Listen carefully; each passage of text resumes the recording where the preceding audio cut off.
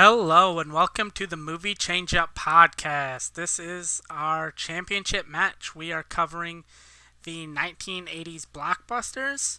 I'm your host, Joe Fricke, joined by my usual Disney Plus weekly review co-host, Tristan Mayer.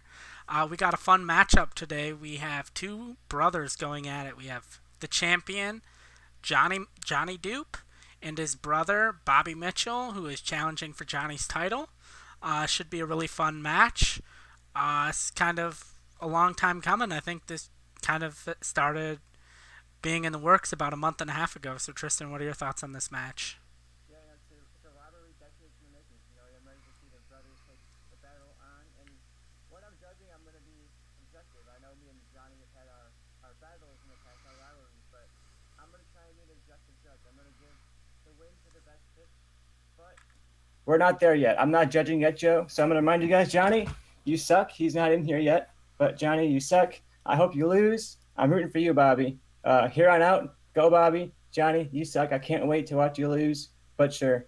Until then, let's keep it cool. Keep it calm. All right, and Let's go. I will say I forgot to unmute your mic for like the first half of what you said. So, but the audience got the important part, which is Johnny sucks, which we all know. And if you haven't watched our show before, basically how this show works is two people go head to head pitching movie reboots. We came up with a list of 7 movies, and like I said earlier, the kind of category for this movie is 1980s blockbusters, and then they have 7 rules, and they kind of have to pair which rule should go with which movie for their pitch. They have to use all the 7 rules, and they can't use a rule more than once. But before we bring in today's competitors, let's see how we got here. We don't really blame Chris Hemsworth for the movies he's been in being bad because he's never been bad in them, and so that's gonna be where I go. Unfortunately for Bobby, is I'm gonna go with Tristan's stop. Fuck you, Bobby. Hey, there it is. Here's the deal. I'm gonna be honest though. Hey. I think I was leaning more towards Bobby. Such a weird casting choice. Every so into it, I would definitely see that level of ridiculous in a movie. You can never make a movie too ridiculous for me. Well, I'm glad I won 2 out of the 3 people on the podcast over, but not the one that made the decision. Tristan did not deserve to be here. Bobby deserved to be here. Tristan is the worst of the 4 of all of us, and I think Bobby was the rightful disciple to face me for the championship. Tristan started this rivalry, and I will crush it. Oh, did I lose? Because I think I won. I said Bobby here's lost. my thing. You're talking shit like Bobby's rightful winner, and Bobby lost. And I took Bobby the around in the only end. lost. Like, you lost. Bobby You won by 1 point. Oh, that's so weird because I think I remember Bobby only losing because every single other person on the show except for Joe chose his pitch over yours. So honestly, if I am going full on champion mode, Bobby deserves a fucking title shot. And I don't care if it's the next match we face. Bobby doesn't need a second win. Bobby deserves a title shot. Tristan is unworthy. Joe is unworthy. I want to face Bobby. Bobby is the rightful fucking heir to the championship that I want to beat him. He is the only person that has beat me since the original episode of this show. Tristan is not worthy. Take that Drew Barrymore shirt and scream for the heavens because you are useless and Joe, you suck. Bobby, I want you. I want to face you. You are worthy of a championship match, and I challenge you. I don't care if you win your next match. I challenge Bobby to a championship fight. I don't know if belt will be here, and I will face Bobby next time we fight. I want it to be a championship match. This is impossible. The 2-man fight for the championship tonight are brothers. Go war! All right, as you can see, we had a drunken Johnny Doop challenge his brother to a championship match, who, based on our normal rules, which you have to win 2 matches in a row before you can face the championship for the champion, or face the champion for the championship. Kind of was like, I don't care about that. I want to face Bobby. So it's kind of a fun fun promo that we got. Tristan, what are your thoughts? Are you okay with this whole rule breaking that we have going on here to get this brotherly championship match? Look, I'm okay with rule breaking if it is any chance of Johnny losing, so I'm good for that. And look, Johnny might have buried his own grave here. He came all confident in that drunken rant, but your consequences of your actions are going to come right now, and we'll see how that goes. I talked a lot of crap on Johnny, but like I said, I'm professional now, and Johnny's a great competitor, so it's going to be a really good fight here. And I hope he's been drinking, because that's how you get the great out of Johnny. So I'm excited to see Johnny come in, but I'm also excited for Bobby too. I think, like, when you're the underdog coming into the fight like this, you have that fight. When I came in and fought Johnny for the championship match, I had that fight like I wanted to win, and I didn't win. But I know Bobby has that edge and has that hunger. So I'm really thinking it's going to be a great match today, especially we've had a bit of a break. So I know they've had some time to work on their pitches too. Yeah, it's definitely been a little bit since this match was declared, so they had quite a while to work on these pitches, and let's bring in Bobby to kind of hear his thought process on coming up with these pitches. Hey, I'm here. And like Tristan said, I do have a little bit of a fire being the underdog. I always like facing Johnny, and last time we fought, I won. So you know what? I am bringing a little bit more confidence than I usually have going into this match against probably the best pitcher we have on the show as of now, but I would like to take that title from him and at least hold the belt for a little bit, get it away from Johnny. I can go pick it up from his house or have him deliver it because we're pretty close by, and hold it in his face. All right, and is that all you want to say in this heated brotherly battle? Honestly, look, Johnny, you know what, drunkenly challenged me, but I think I do deserve a shot. I think I've been pitching pretty well, and it was a very close match between me and Tristan that came down to one ruling. 3 judges, 3 people on the show would have picked one person picked the other. Happened to go that way, but you know what? I'll take it. Johnny got drunk and challenged me, and I'll take the challenge, and I hope that he regrets it. All right, I like to hear it, And let's hear from the champion and hear what he has to say about, does he have any regrets in dropping this challenge? They say live life with no regrets, and not even one letter. And I don't regret my rant. I think Bobby does deserve a shot. I still think I'm the only one worthy of the belt, but I think Bobby earned his shot, and I said it in my promo. I think I was maybe too nice to Bobby and too harsh to Tristan in my promo there, looking back on it, but I'm excited. We have been trying to do this. Work schedules have been tough. So this has been a match we've been trying to do for what feels like months now. And it's finally here, and I'm excited. I have kind of a new strategy coming in, and we'll see if it works out for me or completely burns me, but I'm excited for it. Yeah. All right, and Tristan, you want to swap? Yep, perfect. All right, and one thing I want to add is this will probably be our last 7-movie match for a while, because we all agreed, because of the length of everything, that we're going to go back to 5 movies per episode, and it'll be a best of 5 instead of a best of 7, and we're just going to keep championship matches at 7 movies. So without further ado, I'll read the 7 movies if Tristan wants to read the 7 rules. And today's 7 movies in the realm of 1980s blockbusters are Can't Stop the Music from 1980, Dirty Dancing from 1987, E.T. the Extra-Sexual from 1982, Gremlins from 1984, Octopussy from 1983, Raiders of the Lost Ark from 1981, and Young Guns from 1988. All right, yeah, like Joe said, we had 7 movies, so now there's 7 rules, and they have to match one rule with their movie pitches, and here's the 7 rules. The first one is one that I'm a big fan of. This one, it's make a movie perfect for Tristan. So it's one that they know my taste pretty well by now, so they're trying to essentially pander to me. So I'm curious what direction I'll go, because there's a few you can go for a perfect Tristan movie. Parallel to that, you got a movie perfect for Joe, so we know Joe's taste pretty well, so whatever the worst movie you can pitch is the one you're going to go for that one.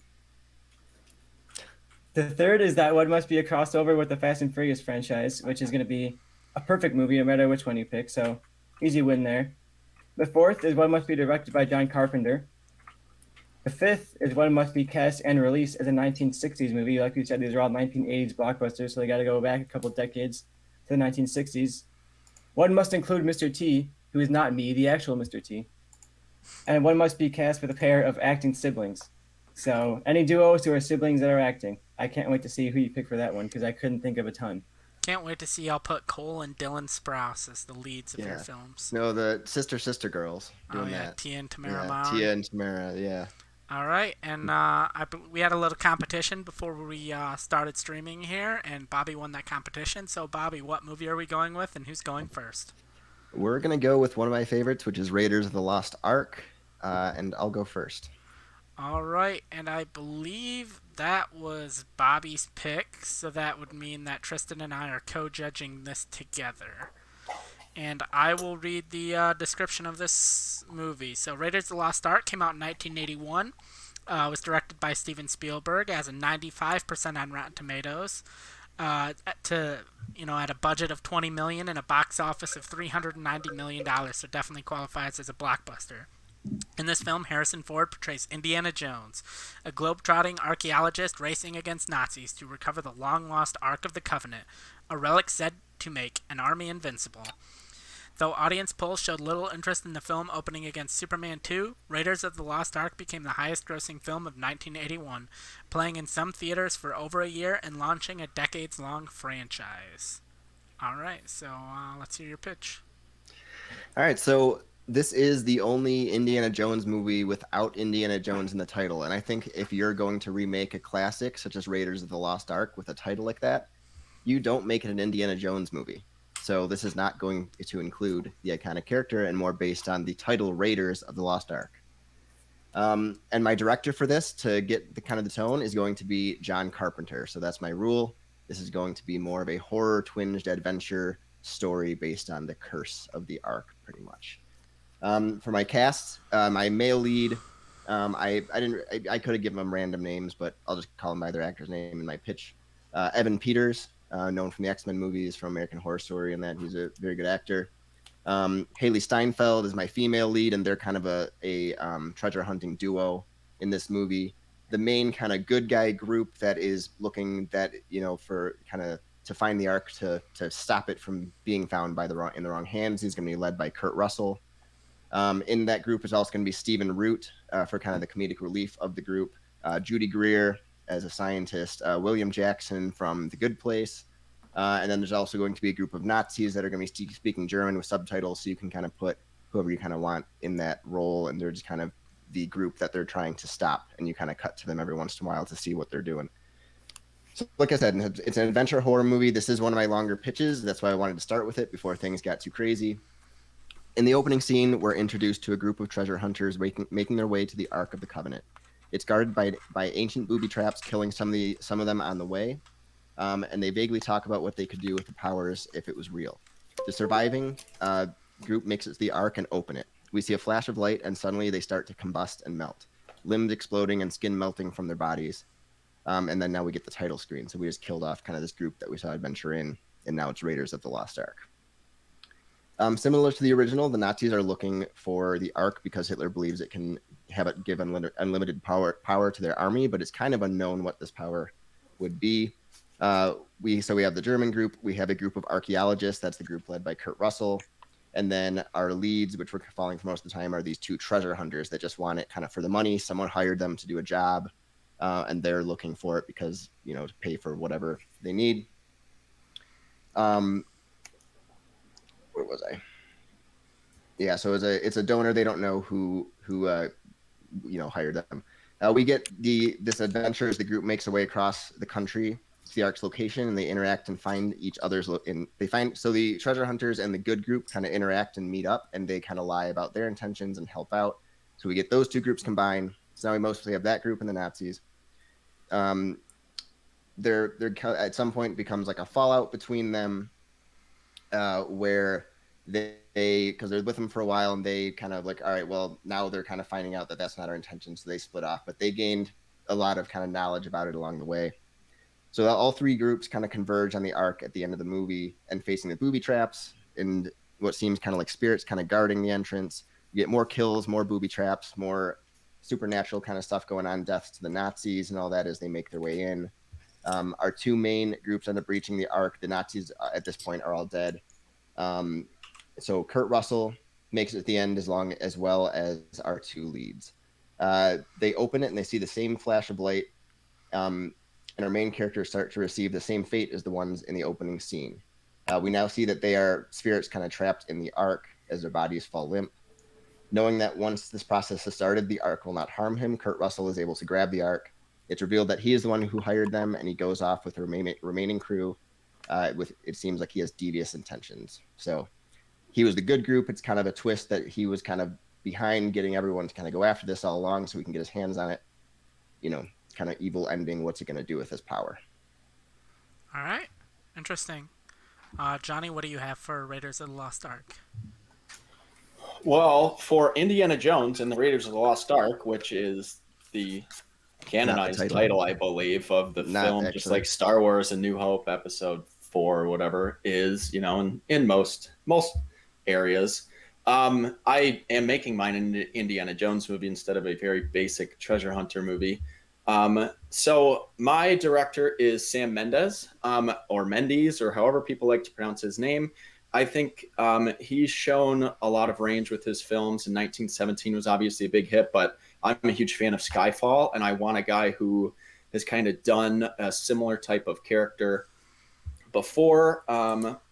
Indiana Jones is, pretty much just based on James Bond and expanded to it, but obviously different characters. But I think Sam Mendes can do a good job introducing us to a new Indiana Jones, who in my movie will be played by Dan Stevens, who was in The Guest. He was in Beauty and the Beast, but people forget about that movie because it sucked.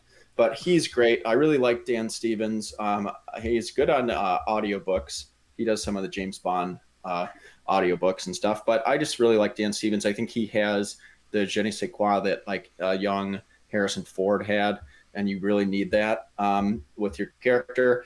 I'll get into some of my other guys or people in the movie, but I left the name Marion. I'm having the same kind of love interest. And in the first movie Karen Allen played, they showed her to be a badass because she can outdrink anyone and kind of outsmart people, but then she is a damsel in distress for like 90% of the first movie. So I'm changing that up. I'm making her just a total badass. It's going to be Mary Elizabeth Winstead, who has an upcoming movie called Kate, where she looks like, she can actually do some fights and everything like that. So I want a Marion who can kind of do the fighting for Indy in a lot of the film when she needs to.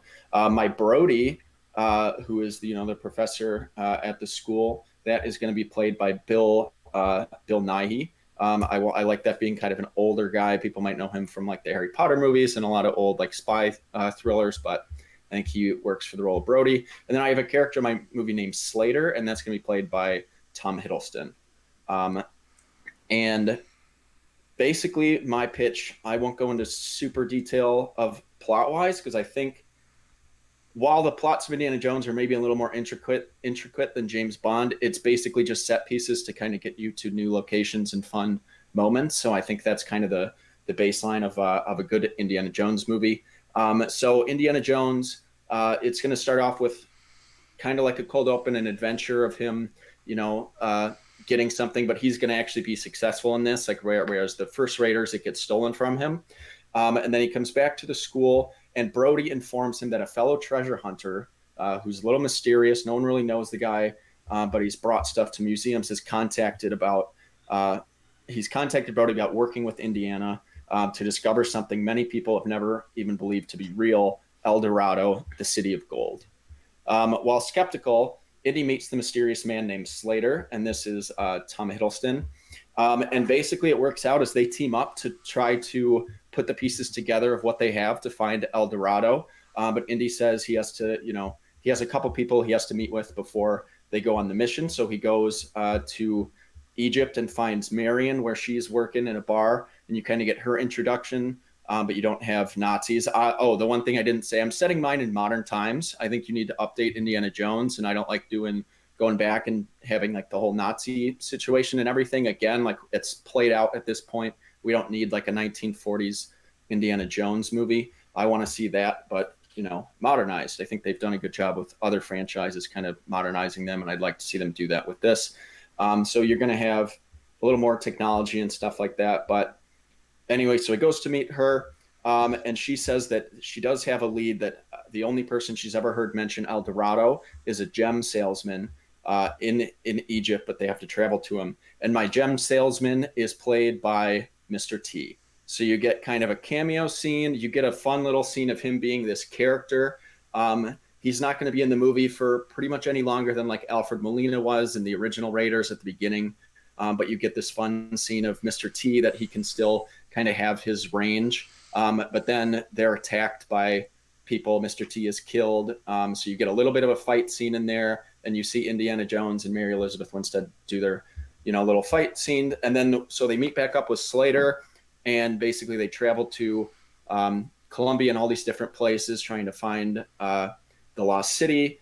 And it plays out as Slater reveals that he is betraying Indiana, kind of like Bobby's movie, but you get it before they reveal the end.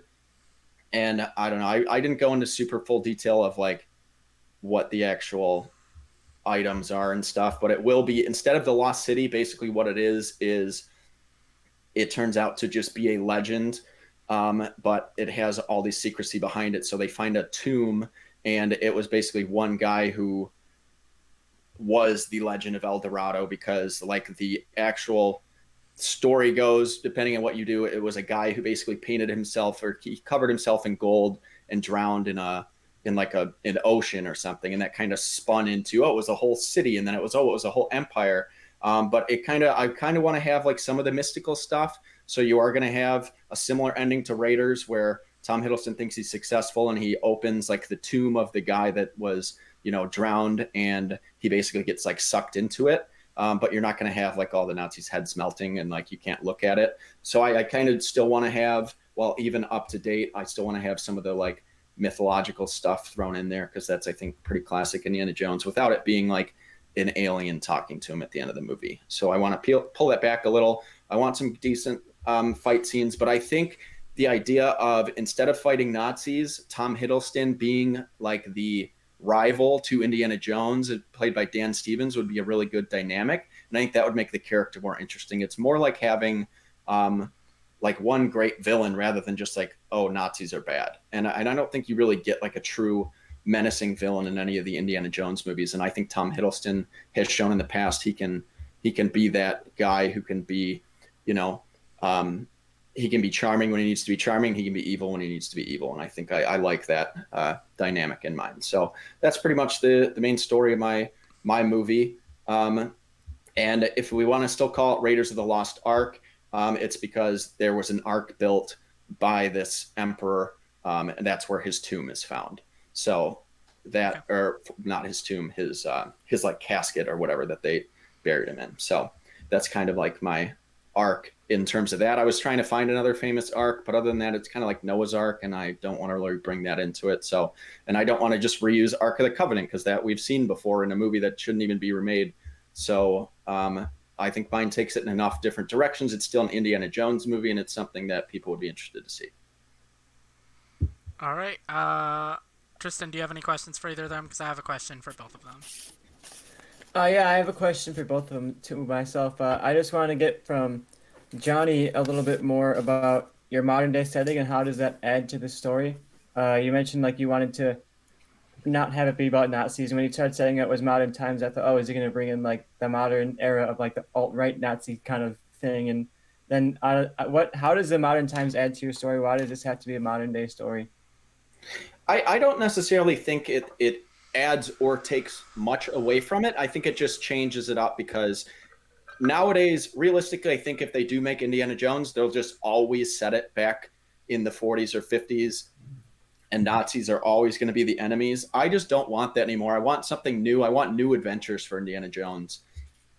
James Bond updated out of the Cold War. I want Indiana Jones to update out of the Nazi times, So I think that just for the betterment of the franchise, I think that going forward helps it, because you're not just making the same old movie over and over again with the same basic villains that are just basically no-name Germans, like Bobby literally cast as his Nazis. All right. I like that answer. And did you have a question for Bobby, or? I have a question for Bobby. How are you? You doing okay, Bobby? You need anything? Doing Need good. any help? Good, Yeah. good. Just making sure, wanted to Yeah, I'll point you. give you any advantage you can have in this Yeah. situation. Very objective Yeah. judging over there. All right. Do you have an actual question? My or no? question No, for, you're I for have no question. I'm my sure qu- Johnny has or Joe has some. my question for Bobby is like, what was your reasoning for no Indiana Jones? So I think what it's getting at is, so Raiders of the Lost Ark is pretty much a perfect movie. And if you're gonna redo Indiana Jones, I don't really want you to call it Raiders of the Lost Ark. I don't really want to touch that kind of title in that way. Like, I don't want them to try to redo that story. And I think that the title lends itself to, and it just a straight up adventure horror movie. And it can be a one-off that will attract people in because of like maybe recognizing the title, but like everyone does know it more as Indiana Jones and the Raiders of the Lost Ark, or that. So, but as soon as you see it's not Indiana Jones, you get the entire concept. You get it's like a one-off horror movie. It's an adventure horror movie, and I think that doing that is better than trying to replicate within the Indiana Jones franchise the magic of Raiders of the Lost Ark. All right, and my question for Johnny is, why'd you cast the science guy in your movie? What is Bill Nye? Why is he an actor? Not Bill Nye. Bill Nighy. I don't know how to fucking say his name. Bill It is Nye. Bill Right. Nighy. All right. Bill Nye would have been a cool choice too. He Yeah. could play a I professor. think- He just has to be Brody. You know, He was could in do that. Mank for About- like 10 seconds.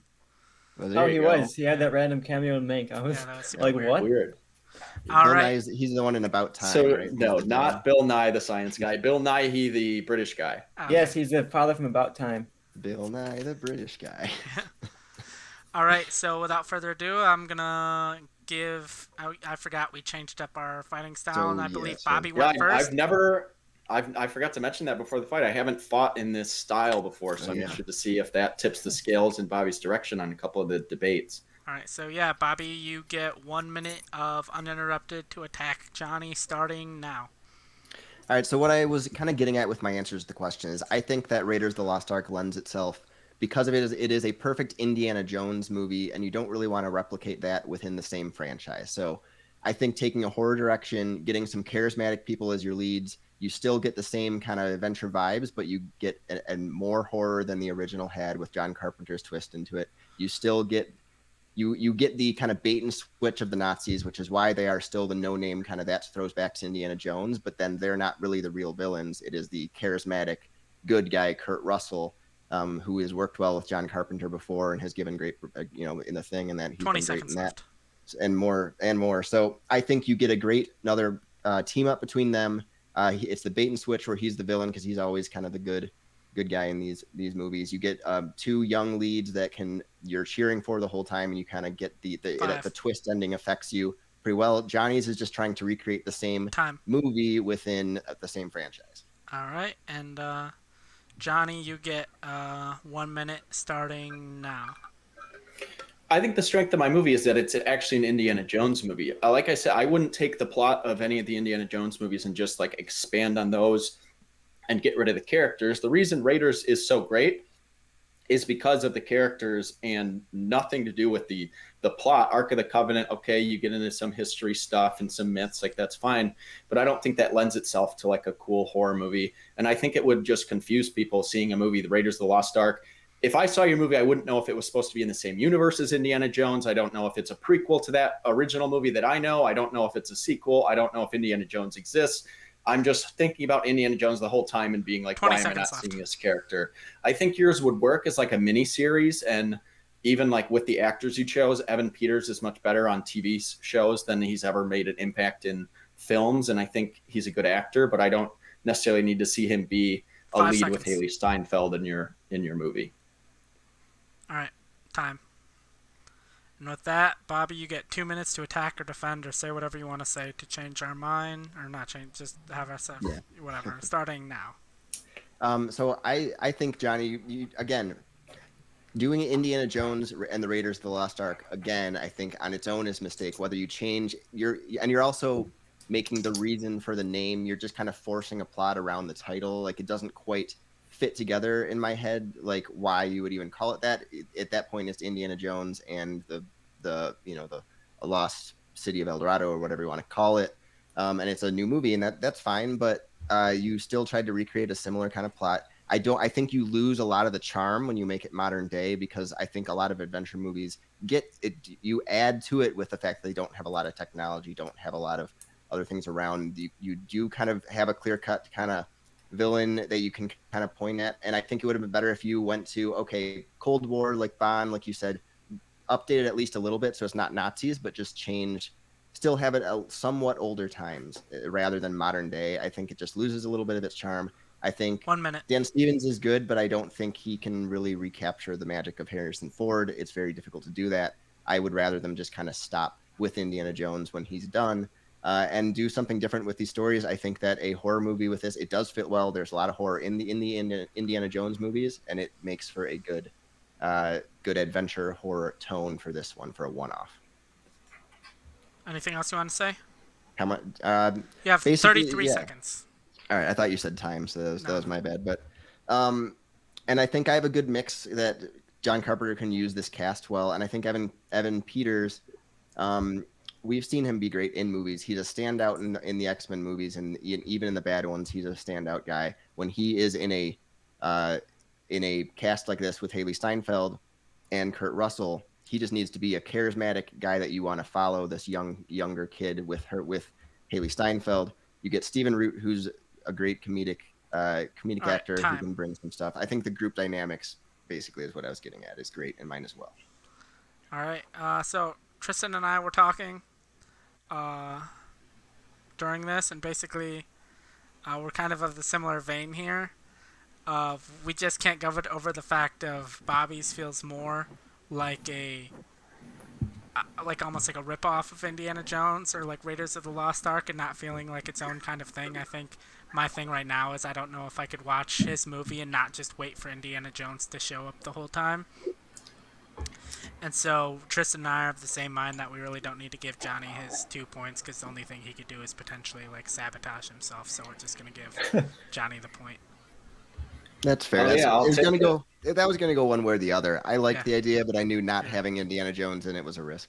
I like the idea. I just don't really think. I think if it was like its own standalone movie and Indiana Jones wasn't like a thing, and you were like, "Hey, I have this idea for a movie," I'd be like, "Oh, that sounds kind of cool." But when it's like supposed to be kind of a reboot or whatever of Indiana Jones, I will say my original pitch for this movie was a John Carpenter movie, and I made it a horror film, but I did have it Indiana Jones. I just had it, instead of an adventure movie, I had it as a horror movie, and Indy gets like trapped in like an old like tomb with all this horrors and myth stuff going on, and he has to escape it. And I just felt like, yeah, that's like different than what we've seen, but if we're rebooting Indiana Jones, I want it to feel like an Indiana Jones movie. So that's ultimately why I went the other direction. So when Bobby mentioned that it wasn't Indiana Jones, I'm like, I kind of had these thoughts already of changing it up so much, so it was a little easier to fight against.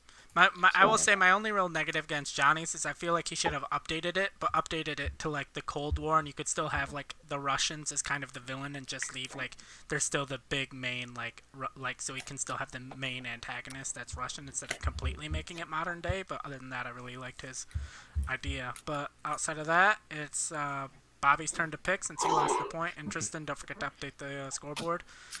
All right, this is a little more nerve-wracking picking the movies now with our rules, not necessarily getting to all of them. So I'm going to go with one that I have to go with the pitches that I like, the most, and I think that I would have a lot of fun watching my version of Can't Stop the Music. All right, Can't Stop the Music. If you didn't know or couldn't guess, that is Tristan's pick, so Tristan is judging this round. Can't Stop the Music came out in 1980, directed by Nancy Walker. Got a 7% on Rotten Tomatoes, $20 million budget, and made $2 million at the box office. So I don't know if it's really blockbuster. It was an attempted blockbuster. But Tristan liked it, and I'm like, why not? Yeah. It's different than everything else we have. So, in this fictional account of the village people, a fashion model helps her roommate try to get a record deal by searching for a proper group to sing in the songs. In New York City, she finds the perfect options: a police officer, a cowboy, a construction worker, a soldier, a Native American, and a biker. Okay. Well, no one really cares, honestly, if this is going to be about the village people, so you have to keep the idea of this is forming some type of band, and you can't stop the music. and that's what I'm going for. Which is my director is John Hamburg, who did I Love You Man and Along Came Polly. I kind of want to see him return. He's done some TV, he hasn't done movies in a little while. My lead kind of guy is going to be Paul Rudd, who's going to be playing the bassist, and I'll tell you why, but he's rebuilding the band. The managers, which is where my rule comes in, and they're kind of a trio through a lot of it, are Owen and Luke Wilson. So they're the managers of the band, my acting duo, or acting siblings. The singer they recruit is going to be Chris Hemsworth. Drummer is Will Ferrell. One of the guitarists is Jason Bateman, and the other guitarist is Ellie Wong. And then I'll tell you, the original band members were Bono, Slash, and Chad Smith, and they're in the very beginning of this movie, along with Paul Rudd. So the movie starts with a massive concert with the original band members, including Paul Rudd on bass, Bono, Slash, and Chad Smith. They're just playing fictionalized versions of whatever this band is.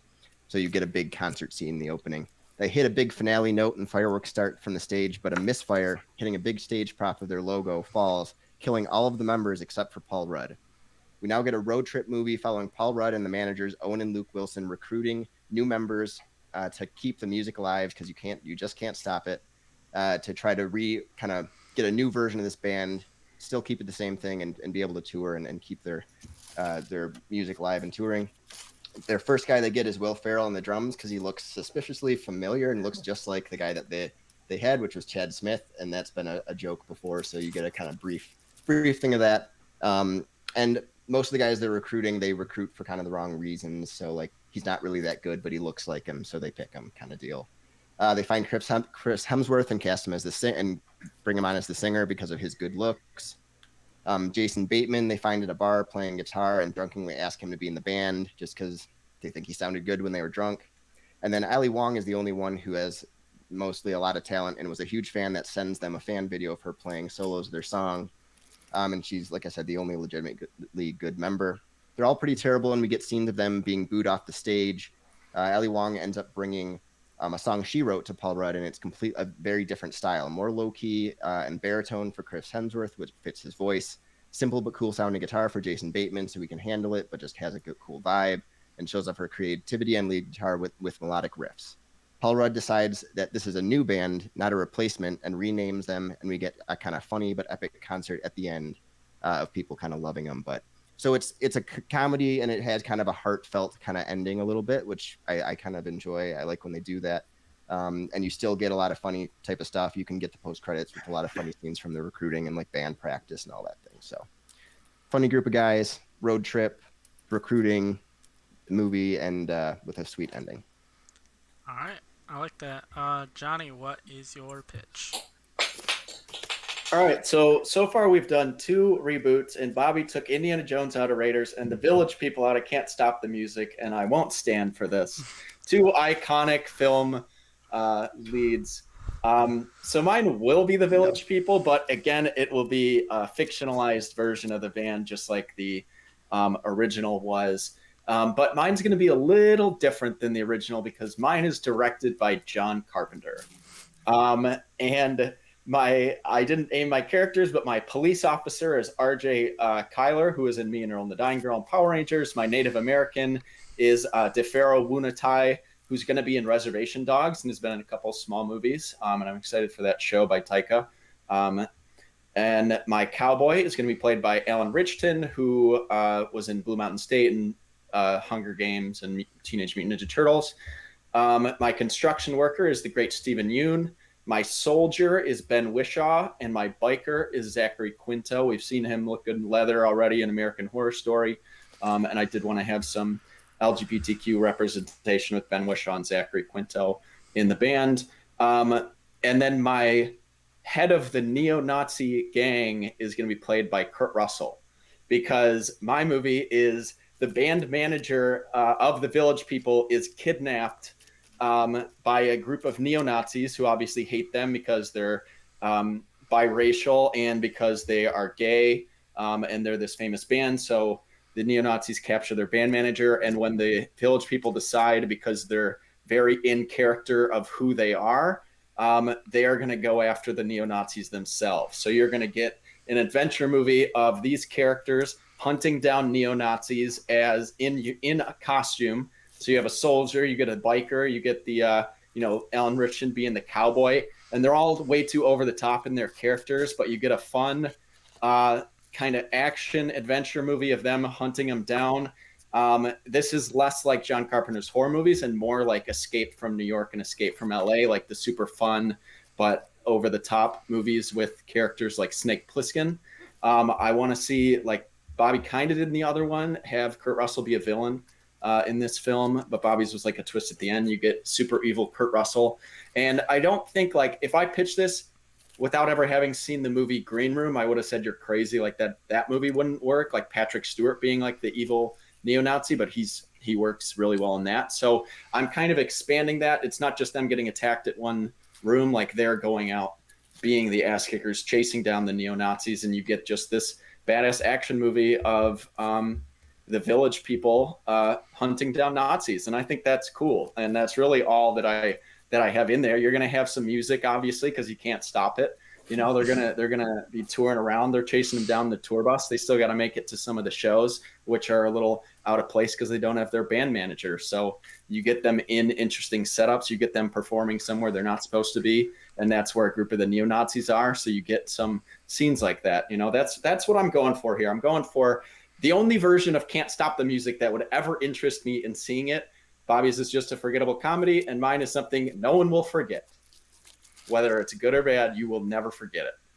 All right, two very different and interesting pitches. I have no idea what Tristan's thinking right now, but he's the one that has to pick. So, do you have any questions for them? Because I really don't have any questions right now. I'd rather just see them. No, believe it or not, I have a good idea of both movies, even though they're both vastly different takes. And I can't wait to hear them argue about it because I think both are really good, honestly. I'm split 50-50 on this, I'm not going to lie. So I think you guys both have a chance to get the win here. All right, no questions. So I think that means, Bobby, you get 1 minute to attack Johnny's pitch starting now.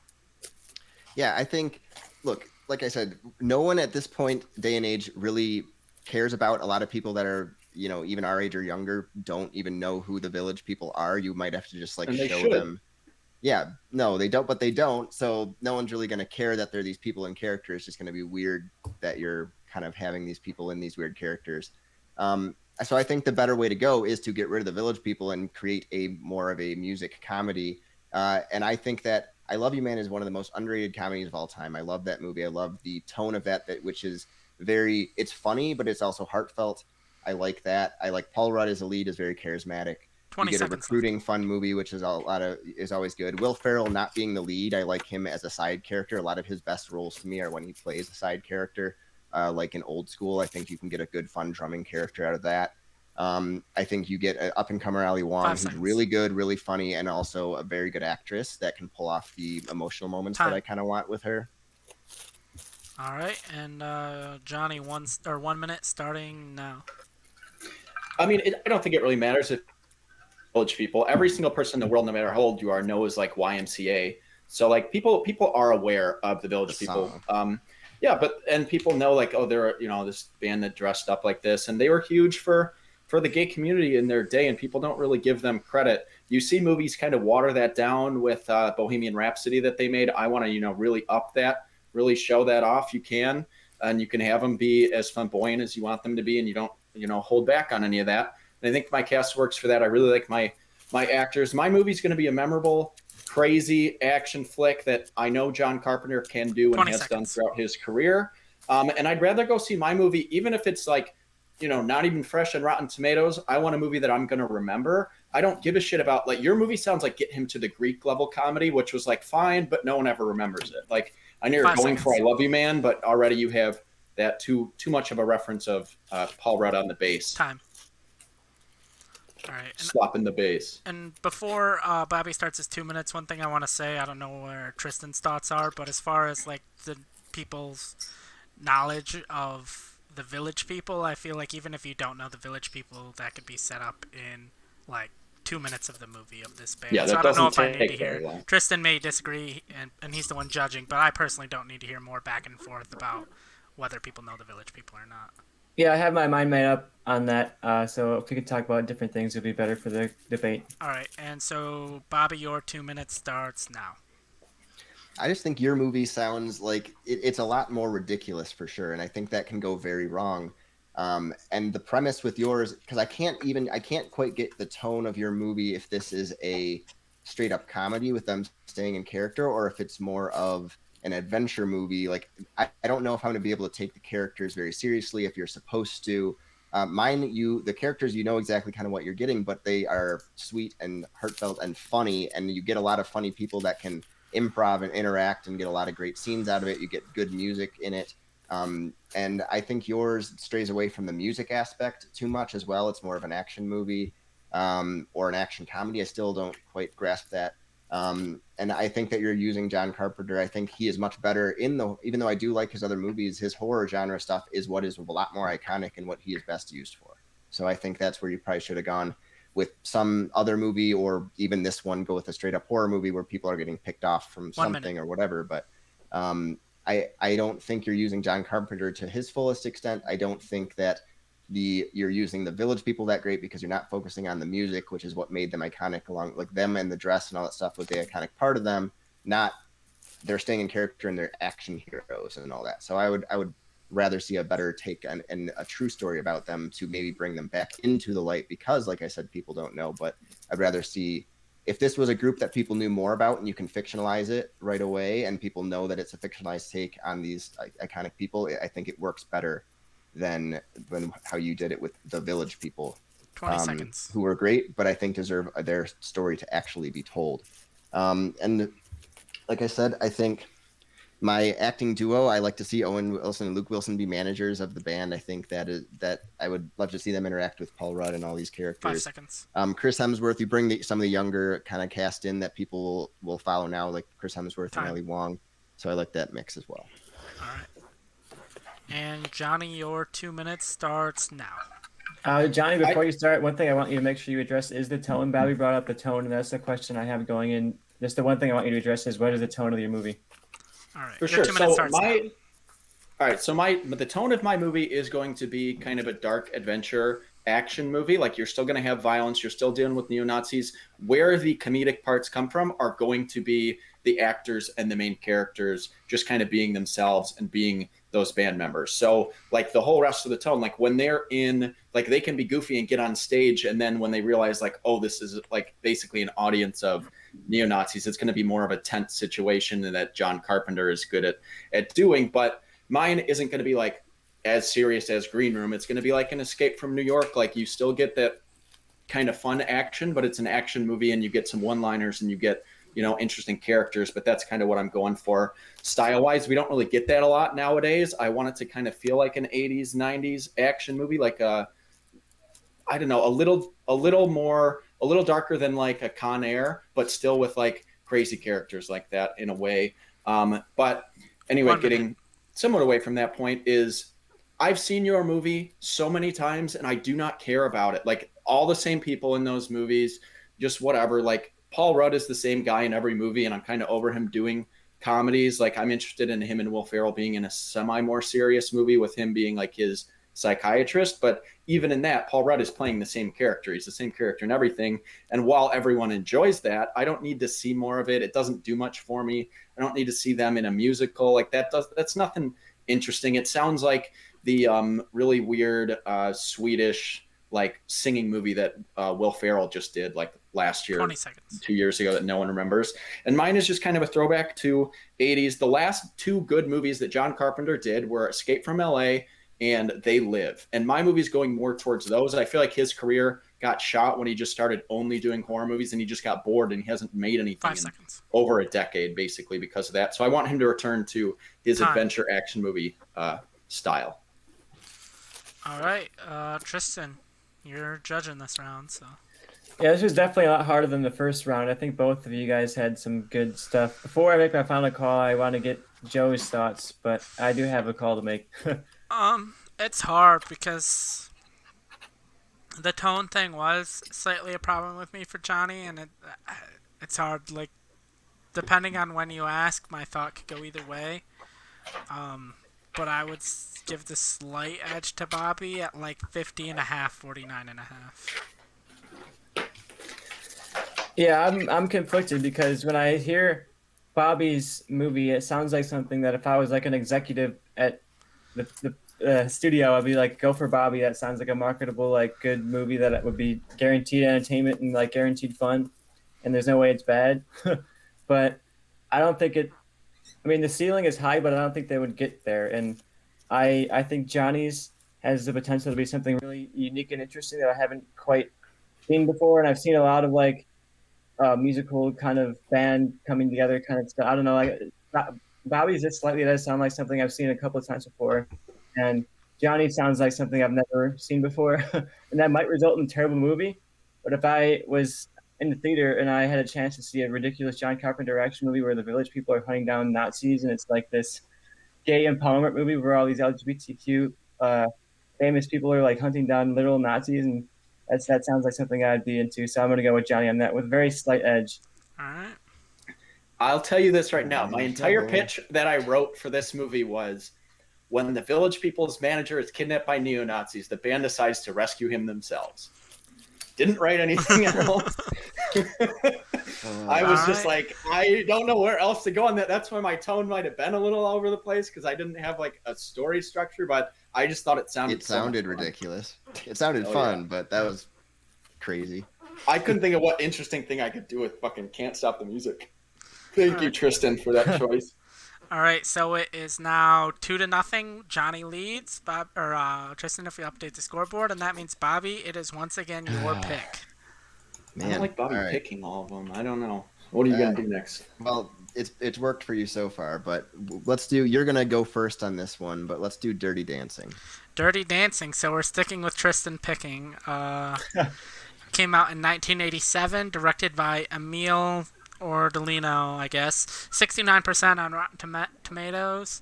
At a $4 million budget with a box office of $215 million, so definitely somewhat of a blockbuster. And this blockbuster hit worthy of a Mount Rushmore appearance. Thank you, Joe, for saying that. I'll just say this. I did not write these. Baby, a young woman at a vacation resort begins to fall for her dance instructor, Johnny Castle, played by Patrick Swayze, while training in secret. With a budget of only $4 million, it made $250 million at the box office and was the first film to sell more than 1 million copies for home video after winning several awards, including an Oscar for Best Original Song. And I believe, Johnny, you are going first, so what is your pitch for Dirty Dancing? All right, so like Joe said, I know Joe really wanted this movie on the Mount Rushmore for blockbusters, so I agree. I don't think there's a lot you can really do to update this movie. I think it holds up pretty well. So what I'm going to do is I'm going to have my movie set and released in 1963, so that is the rule I'm using. Honestly, I'm not going to change the plot a ton, but I'm going to add a couple elements that I think could make the film interesting. So my director is Morton DaCosta, who did The Music Man. My Johnny is played by the one and only Elvis Presley, and my baby is going to be played by the great Eartha Kitt. So, who most people probably know from the Batman TV series. Shout out and to Holes. the 60s. And Holes, yes, but she was much younger in my movie than what you might know her as, before her passing. So I'm keeping mine as, so Eartha Kitt is, she's going to be going to secret dance lessons, this dance class that Johnny teaches, which is played by Elvis. And the reason it's secret is because this movie is going to take place in Alabama in the 60s. So it's still a time of, segregation and very against interracial marriage and things like that and relationships. So that's going to be kind of a theme of my movie. And that's going to be more of the aspect of why they can't be together than like baby's dad, which I think we've seen kind of played out a little bit. And I think those are things that's played out because of Dirty Dancing kind of starting that. So I want a kind of different dynamic in mine. You're not going to get a ton of the parent things, but you're going to get a lot of just, people in town, like they have to kind of hide their love for each other. And she's doing these secret classes one-on-one with him. Like when she goes in there the first time, they kind of, hit it off. And then you get songs, you get Elvis songs, and you get dancing, and you get duets with him and Eartha Kitt. She's a singer as well, and a dancer professionally, I believe. So they meet there, and then you have the movie kind of play out as them trying to be in love, but you have everything going against them and all the people in the town, trying to prevent them from being loved or from being together. And you get just kind of a very similar story of what the original movie is, but you get a couple interesting dynamics. And honestly, it's more just so I get more Elvis Presley music in my life, because we didn't get enough of it in his time, and I love Elvis. So this is going to be a movie for people who like Elvis movies, which were a big audience in the 60s, probably not as big of an audience now. So I think this might range on whether or not you liked watching Elvis movies, but I do. So I wanted to make another one, and I didn't think that you really needed to change much about Dirty Dancing. So that's what I went with here. All right, and Bobby, what is your pitch for Dirty Dancing? All right. Well, just to get to my rule, because that'll you'll see where I'm going with my casting. I'm making the perfect movie for Tristan with this one. So kind of guessing who would have picked it and try to lean into it a little bit. My director is going to be John M. Chu, who just did In the Heights and did Crazy Rich Asians as well. He's a very solid director. My lead character, who I named Ryan in this, is going to be played by Tom Holland. The dance instructor, Johnny, is going to be played by Daveed Diggs. A friend of the dance instructor, main character, is going to be played by Aquafina. The parents of Ryan are going to be played by Stanley Tucci and Jennifer Gardner.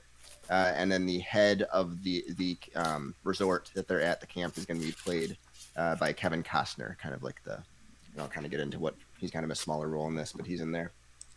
So Ryan is on vacation at an upscale resort with his family. His parents and siblings joke about him finding a girl for the summer while they're there, since he hasn't had a girlfriend to their knowledge yet. You can get a funny scene with them doing the safe sex talk, and he's like, "Guys, I'm 20," like type of thing. But it's just like a fun family dynamic in the car. There's a dancing competition at the end of their stay, and it's a yearly event that everyone is looking forward to. Ryan, who is gay but closeted to his family, ends up falling for one of the dance instructors, Johnny. So we get that same kind of love story between them there with their private dance lessons. Early, we get some stuff on the trip with his family, since he's out with his friends. He's just not out with his family at this point. He does not know how they'll react. The two dance in private after class, and they decide they'll surprise everyone and dance together at the competition, and that's how he'll come out to his family.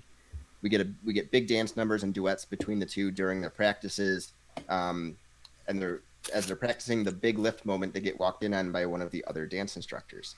Since Ryan's family is paying to be there and they want their money, they end up firing Johnny for having relations with a guest. This causes Ryan to have a breakdown and come out to his family in a tearful scene. To his surprise, they all give him a big hug, have no problem with it, and they kind of have a family bonding moment. The family then comes up with a plan to sneak Johnny back into the resort to enter into the competition. They sneak him in using a laundry truck with the help from Aquafina, and she's been kind of in it throughout the movie. He gets in, they enter the competition and blow everyone away. The heads of the resort, so Kevin Costner, who's been in and out, the one who kind of made the decision to fire him, gets booed, and they can't do anything as they try to stop them, and they win the competition handedly. Feel good musical dance movie. Tom Holland has shown he can dance very, very well. If you've seen his Rihanna performance. That's true.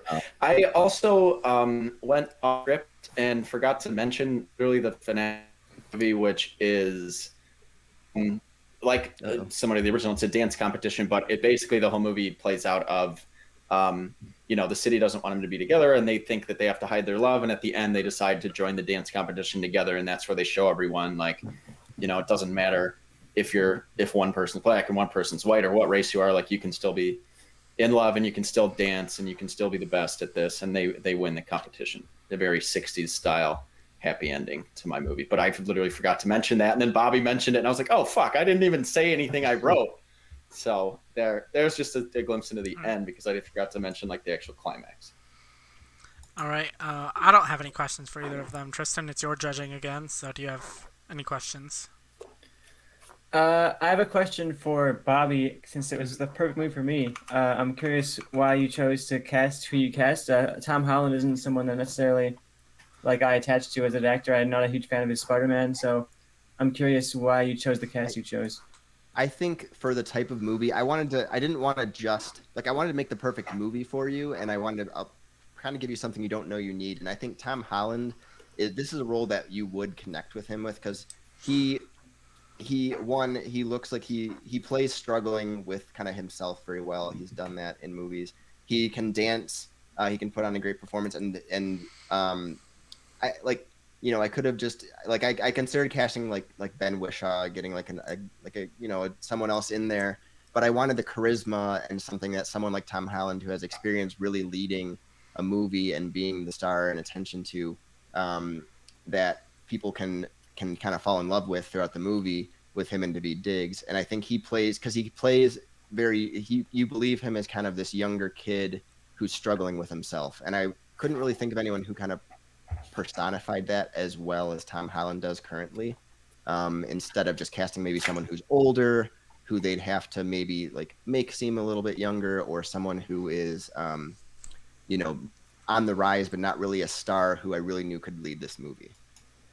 All right, I like that answer. And Johnny, I have a not a huge question for you, but just something I want to get an answer on. Is that Elvis has been criticized a lot in like recent years about like stealing his music from black artists and kind of ripping them off and running and getting all the money essentially. And so why did you decide to make a movie where Elvis is like taking on race? Do you think that would be something in the modern, like in Twitter world of 2021, would it be something that you think would age well? I mean, I don't know. I mean, people talk about that stuff, but a lot of that, it was just music in general. I don't blame Elvis for a lot of it. He was just the biggest star of rock and roll, which was originally, invented by black artists, and they did with it what they, everything that they did. But like all the comparisons of Elvis, like the last time anyone really talked about him was when Eminem came up in rap, and it was a very similar type of thing, and people talked about that, and no one says anything like that about Eminem now. But Elvis has been dead for a long time and can't defend himself, so he's kind of an easy target to kind of mention that stuff. But I think that's more of just what the studios were back then. So I think this coming out in 1963 is more realistic than, time travel Elvis to 2021 and release this movie. No, but this definitely could be released in 63, and the same people who like the old Elvis movies are going to like this movie.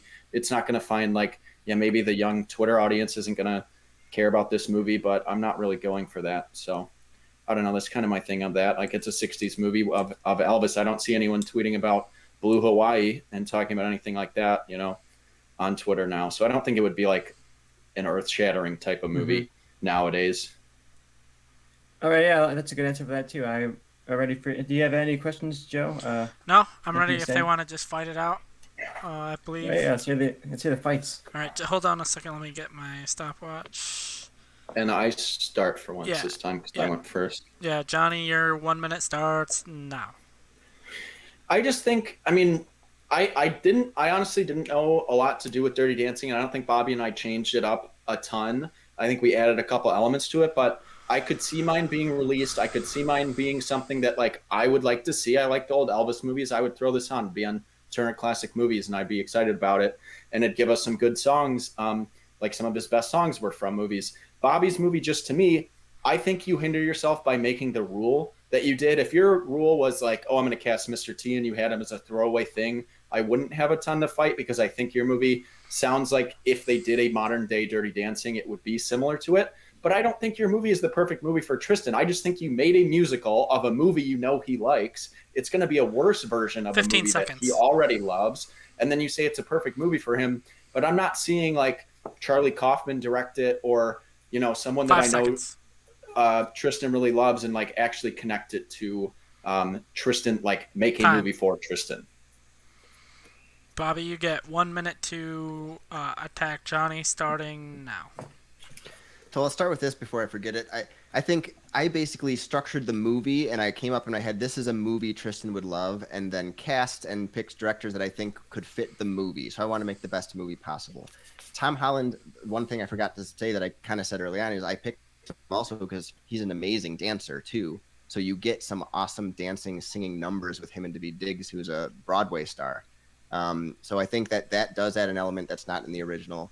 I think you can get some very crazy choreographed dance numbers between the two of them. between the whole group of people that you have in there in the dance classes, and then obviously at the ending. I think yours sounds like you talked 20 about with my seconds. last movie. Yours is a little bit more generic and boring that, like you said, could throw on TV, but people will forget about it. Mine can actually be for a new generation of people falling in love with Dirty Dancing, and also for the gay community as well, so that a movie that they 5 probably seconds. do love, like Tristan does the original, they can actually relate to it a little better with this Time. new version, and something they can really fall in love with. All right, Johnny. Unless Tristan has anything to say, Johnny, you get 2 minutes starting now. I think just even the title of Dirty Dancing works better for my movie because it's like, this is how it's looked at by everyone else in the town. This is something that, you can't mix races. You can't be this. This is, it takes place in Alabama. You're going to get some of that elements with it, kind of ahead of its time in that. And it's looked at as Dirty Dancing, not because of how they're dancing. It's because they're not supposed to be together. And yours, the title, like, people obviously nowadays, you still have a lot of hate in the world, but the people are more accepting now of the gay community and stuff. So I don't think your movie is going to be monumental for the gay community anyway. It's just going to be, hey, I have a couple gay actors and a gay character, and Tom Holland dances. Like, go see it. You're gay, you like musicals. So that's kind of how, like, I feel like your movie is targeted, towards the audiences. And I don't think it's anything new. I don't think it's anything interesting. Like, it's literally by the guy who just did In the Heights, which people like. 1 And minute. this just sounds like kind of a worse version. Mine might not be anything that we haven't seen before, but it is more of someone we didn't get enough of. And your movie just sounds like a boring next step for a lot of your cast and your director, especially coming off a movie that I'm not interested in, but people love, In the Heights. And I think people would be disappointed if they announced that his next movie was going to be Dirty Dancing. It's like when people announced that Spielberg, after maybe gaining some momentum in recent years, then they announced he was doing West Side Story, and people are like, oh, really? Like, that's what you're going to do next? Like, no one cares about that. And no one wants to see, like, musical remakes of these 20 things. seconds. I think, Dirty Dancing holds up fine as it is now, and you don't really need a new one. So I don't think that this is a perfect movie for Tristan, because I think you took a movie that he likes and then you made it worse, and then you just added actors kind of randomly. 5 and seconds. Like you said, he doesn't care about Tom Holland. So I don't know. I don't think you used the rule properly. And Bobby, you get 2 minutes starting now. So I think I made a movie that, when you look at it, could go very generic, and it could be very like, we're going to make a movie for like the gay community, but it strays away from some stereotypes that I didn't want to get at, which is like, oh, the parents who will be disapproving, and then the family ends up embracing and loving. You get that kind of moment to kind of encourage people to be able to come out to their family. So that is something that is a good thing to portray in film. And I think that yours, like I said, it falls back into, this is just another Elvis movie that a lot of people are going to forget about, because he did movies. People either kind of like those movies or they don't. They can play it like Turner Classic Movies and something, but they, it's not something that holds up in classic cinema or anything like that. I think mine is a more relevant, obviously because it's modern, but also because of the like the aspects that I'm bringing to it. That gives it a reason to be remade, because if they just did Footloose again, like the other one, which is not bad, that remake was not bad, but it's generic. It's generic, and it's like, why did you do it? Because it's the same movie. At least this takes something like in that vein with Dirty Dancing and gives it a reason to be remade, gives original music to it. John M. Chu, the way he shot In the Heights, the actual like visuals of the dancing numbers and singing numbers, bringing that to a Dirty Dancing could be incredible, especially with people who you can keep on screen in camera, both the actors, without getting stunt people in. And like, there's the crazy scene in The Heights where they go dancing upon like the wall of the thing. Like, he shoots things in very interesting and good ways, which could give it a reason visually to be remade. Because I think his camera work does it. Yours just doesn't stand out to me. It's just, it's an Elvis movie. If you like Elvis movies, you're going to like it.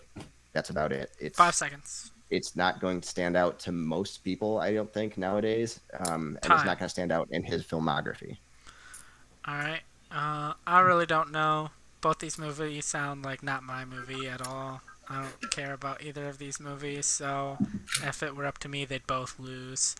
So, Tristan, that's my thoughts. Somehow I'm on the total opposite side of you, Joe. But yeah, I'm into these. It's hard for me because I don't love the Elvis movies. I've seen them and they're like enjoyable to throw on the TV at night but like they're nothing that really sticks with me at all. But when you look at the rule usage, I think Johnny did make a great 60s movie. Like that sounds exactly like something that would come out in the 60s, and I think that's a strong use of the rule. Versus Bobby, where I think he didn't necessarily use the rule to his strongest abilities. I think the premise and like the story kind of sounds like a Tristan movie, but he didn't seem to like really get into the details of like, oh, here's cast that he likes and here's like a director that he really likes. So I think the rules are kind of split on that for me. I think it comes down then to like the movie itself. Which of these two am I gonna watch? And I guess if it comes down to a Turner Classic Elvis movie that I might watch someday just for like the historical relevancy of it, especially like if you're in the alternate universe where maybe Dirty Dancing, the one that I know, is a remake of this movie, so I maybe go back and watch that to see like the original version. But I think Bobby sounds like an interesting movie and might not be a perfect Tristan movie, but I think it comes out to be a pretty solid movie. I think it would be an interesting move for John Cho. He's doing Wicked next, so I think it could be fun to see him be on like a run of musicals. And the original Dirty Dancing is not a musical, so I think it would be fun to turn it into a musical. So I'm going to go ahead and go for Bobby on this one. That's fair. Snuck one out. I will say I didn't care enough about Bobby's to have problems with it. My only problem really with Johnny's was, I don't know if maybe that's not the dynamic he was going for, but I know like the baby in the original was like this timid person, and I don't know if I could buy Eartha Kitt in that type of role, but I didn't even know if that's really what he was going for. Yeah, it's not. I didn't really go into much of that. I honestly just expected, because I went first on this, especially, I was like, I'm just making an Elvis movie because I didn't really know what to do with it. I feel like Bobby's pitch is going to be really good. And then I didn't think Bobby's pitch was that strong. So I was like, I had a fighter's chance, but I didn't really go into my characters and stuff, which if we had the old format, I probably would have. But I like the 1 minute, 2 minute. It definitely, you have to kind of narrow down your points. Yeah. You know, And that one was definitely like, I came up with a movie I thought Tristan would love, and I tried to fit pieces in, but I felt like it sounded way too forced when I picked like all of Tristan's favorite people. I'm like, they don't fit these roles that I created, so I like had to back into it. Baby's sitting right there for you, you know? Casting already done. No, yeah, Who? yeah, but I can't tell. Taylor Swift. all right. Okay. So Johnny, you're up. this is the first movie I'm picking, and I don't know which direction to go, but I think I'm going to go with Gremlins. All right. Cool. That 1984. is Bobby's pick, so me and Tristan are co-judging that round. Gremlins, and who's going first, did you say? I'll let you think on it while I read the description. Gremlins came out in 1984, directed by Joe Dante, 85% on Rotten Tomatoes. Had a budget of $11 million and got $213 in the box office, so a pretty big box office blockbuster. A young man, Billy, receives a strange creature as a pet on Christmas, but must follow the 3 simple rules.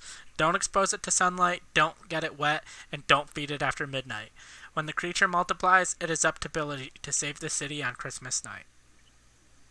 And you know what? I'm going to go first on this one because Bobby went first All twice, and then I went once. So, All right. even though going second has helped both of us, I'm going to try to change that up. So, I had a little bit of a slip up in my last fight because I mentioned this director, but I am going to make Gremlins the perfect movie for Tristan, and my director is Charlie Kaufman.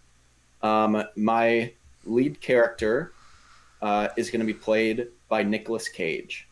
And I have kind of everyone other than that is kind of very secondary. I didn't really cast many other people or anyone else really. It's basically just a Nicolas Cage, Charlie Kaufman movie.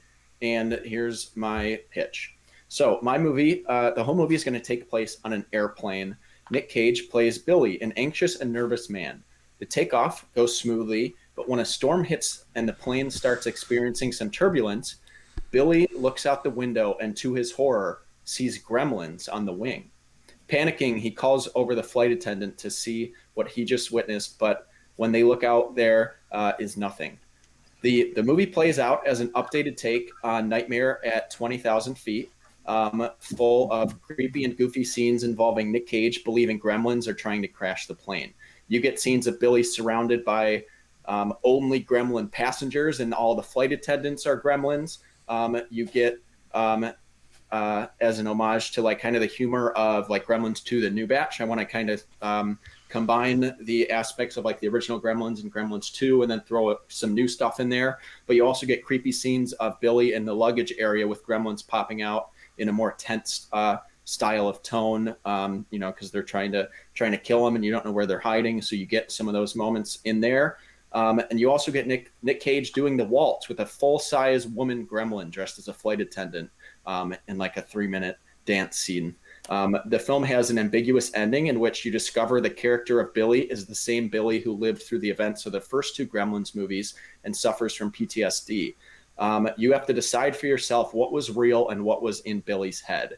And it's a movie that every time you watch it, you're going to kind of pick up new things. You're going to decide for yourself, which direction is this? Like, is this real? Is that fake? Like, are there gremlins on this plane, or is Billy just imagining this all? And Nick Cage, I think, obviously showed in Pig that he can still act and that he should be nominated for that movie. I don't care what else comes out this year. But he can do crazy and he can do subdued. And I kind of really want to see him work with Charlie Kaufman as a director. He obviously wrote Adaptation, which is one of Nicolas Cage's best performances. But I want to see Charlie Kaufman really work with him again to that extent. I think they could work well together, especially after the interesting choices Nick Cage has been doing lately. And I know that that's something that I think Tristan would like to see. And I know he liked, he was more of a fan of it than I was, but I did like a lot of aspects of, I'm thinking of ending things. So I kind of want to embrace that style, but put it more into like a horror movie and also embrace some of the comedic aspects that movie had. And it's something that everyone, after you watch that movie, you're going to want to talk to as many people about it as you can, and you're going to want to read about it as much as you can to really figure out, you know, the intricacies and what everything means and what it symbolizes. And I think the best director to do that right now is Charlie Kaufman, because no one else can really do that even when they try. So I want to see something. I think Gremlins doesn't completely need a reboot, but I think if you're going to reboot it, this puts it in something that we've never seen from the franchise, while it can also pull from the strength of aspects of the franchise. I think this lends you to all of that. So that's my thing. Also, the dude who played Billy was born 1 month after Nicolas Cage. So they are the same age. I looked that up just to make sure that I wasn't like crazy about that. But yeah, so it works out. January 7th, 1964, Nicolas Cage was born. Happy early birthday.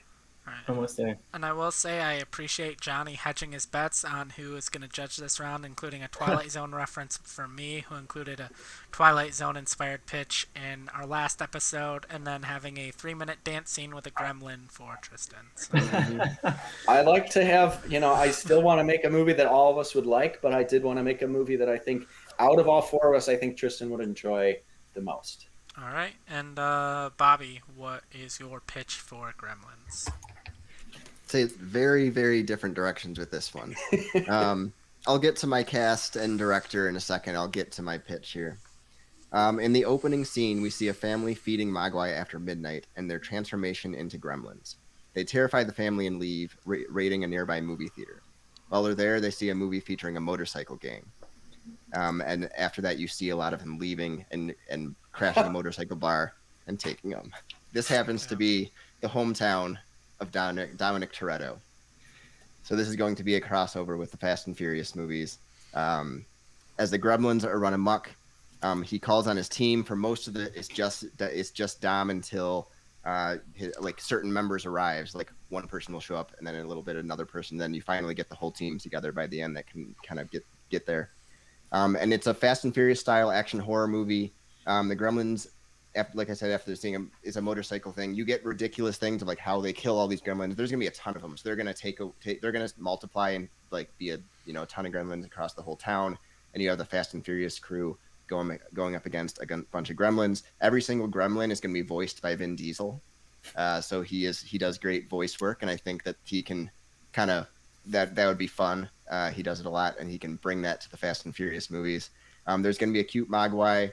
That is going to be kind of a friend of Vin Diesel throughout the whole thing that he carries with him in the car and all that. So you still get the cuteness of Gizmo like in the first one, and you still get that in this. Director is James Wan, so that you still get some horror aspects with the Gremlins kind of terrifying the townsfolk and as well as the Fast and Furious members as they like enter a warehouse or whatever that they're trying to get these gremlins. But yeah, I didn't throw in too much of a plot other than it is the Fast and Furious members trying to save this town from gremlins that have been multiplying and have kind of taken over. And Dom and the crew have to take them down, and you get kind of fun Easter eggs like Vin Diesel voicing all the gremlins. All right. Does your movie have a title? I mean, Just Gremlins? Yeah, you can call it Gremlins on bikes. Furious, Fast Wrong. and the Your Furious movie should be called Gremlins. Gremlins: Fast and Furious. God. I say, yeah, Fast and Furious Gremlins, whatever you want to do it. It's gonna have a stupid name like a lot of the Fast Fast and movies. And it's Furious. gonna be mixed with it. So yeah, there you go. Are any of the gremlins related to Dom? I mean, he's voicing them all, so it could have been his blood that created them. Who knows? With these movies, it could be anything like that. They're all his children. Yeah. Yeah. All right. Tristan, any questions for them? The Gremlins are like a family, so I'm ready for that. Both two very, very different directions. Like, I have one question for Johnny, because I think you were saying at least the mass majority of the movie takes place on the plane. So I'm curious how you would make that location interesting for an entirety of a movie. What are some tricks or scenes you might pull to make that interesting? Well, like I mentioned like with what Charlie Kaufman did, and I think, what is it? I'm thinking of ending things. Is the movie only takes place in basically like 2 or 3 different spots, and you have all of these different scenes that every time you see the house, it looks different. Like I want to see like every like so often, Billy will he'll like maybe pass out, and then you don't know if it's a dream sequence or then he wakes up and then the plane looks different. All the passengers are different. You get him in different areas of the plane. So you get him going to the cockpit, you get him going to the luggage area. You kind of get, I think not a lot of directors could do that and make it look interesting. But if I'm trusting someone to set a movie in one location and make it look completely new and interesting throughout the movie, it is Charlie Kaufman with what I've seen from him. So I like that because you get, like the dance sequence, you're going to have basically a dance floor in the middle of the plane.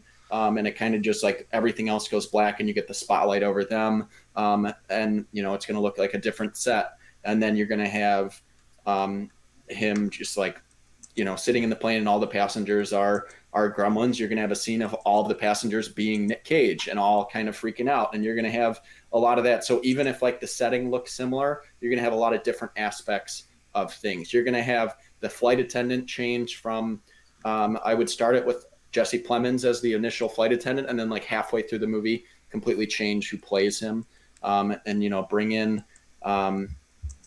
I don't know who would be a good flight attendant to bring in there, but maybe like an Awkwafina, someone that can kind of play up to the humorous aspects. So like when it's a more serious moment, it's Jesse Plemons, and then when it's a comedic aspect, you bring in Awkwafina as the same character, and again, he's losing his mind, or he at least thinks he is, so he doesn't know why this person's completely different. He's like, why did you look different than you have the whole time? And she's like, I've always been like this, what are you talking about? So I think just changing up stuff like that would keep the setting interesting and new. That was the only question I had. I had a good idea for Bobby's ridiculous movie of what it is. You got any questions, Joe? Anything to say? No questions. Just the title. Never let them get into cars. Yeah, that's the fourth. Yeah, rule. All right. All right, so we're ready to get into it? Yeah. Let's get some fights. All right, Bobby, or Johnny, sorry, you have 1 minute starting now. Again, I think if you're going to make Gremlins, I think you want to do something completely new and something we haven't seen. I think it's a franchise that should live on, and I think my movie still shows the love for the Gremlins without just like using them as a joke or a parody like Bobby's movie. But also you tie it to the Gremlins universe, and you can do a lot of cool new stuff with it, as well as bringing back the old school stuff. Bobby's movie just sounds like a bad version of my Jurassic Park Fast and Furious pitch, which Velociraptors on motorcycles was way cooler than Gremlins on motorcycles. And I think just Fast and Furious needs to keep getting crazier and crazier. I agree, but I want it to embrace more of like the space aspects and things like that, rather than, it's just Dom in his hometown, and then Gremlins are there also, and then they start driving motorcycles, which they're very tiny, so that seems like a very difficult task. I 5 could seconds. more realistically see a Velociraptor size, driving Time. one of those. All right, Bobby, you got 1 minute starting now. So to defend mine a little bit, I think what I was going for with this is Fast and the Furious is getting ridiculous, but it's getting ridiculous and big, like way too big for what it is, and it's going to run out of room. So I think if you make it ridiculous, where now you're introducing that there are these creatures that exist, but you contain it to a smaller area and something that's at least going to be, it'll actually create for a more entertaining movie that doesn't completely jump the gun, even though it's still ridiculous by adding all these creatures.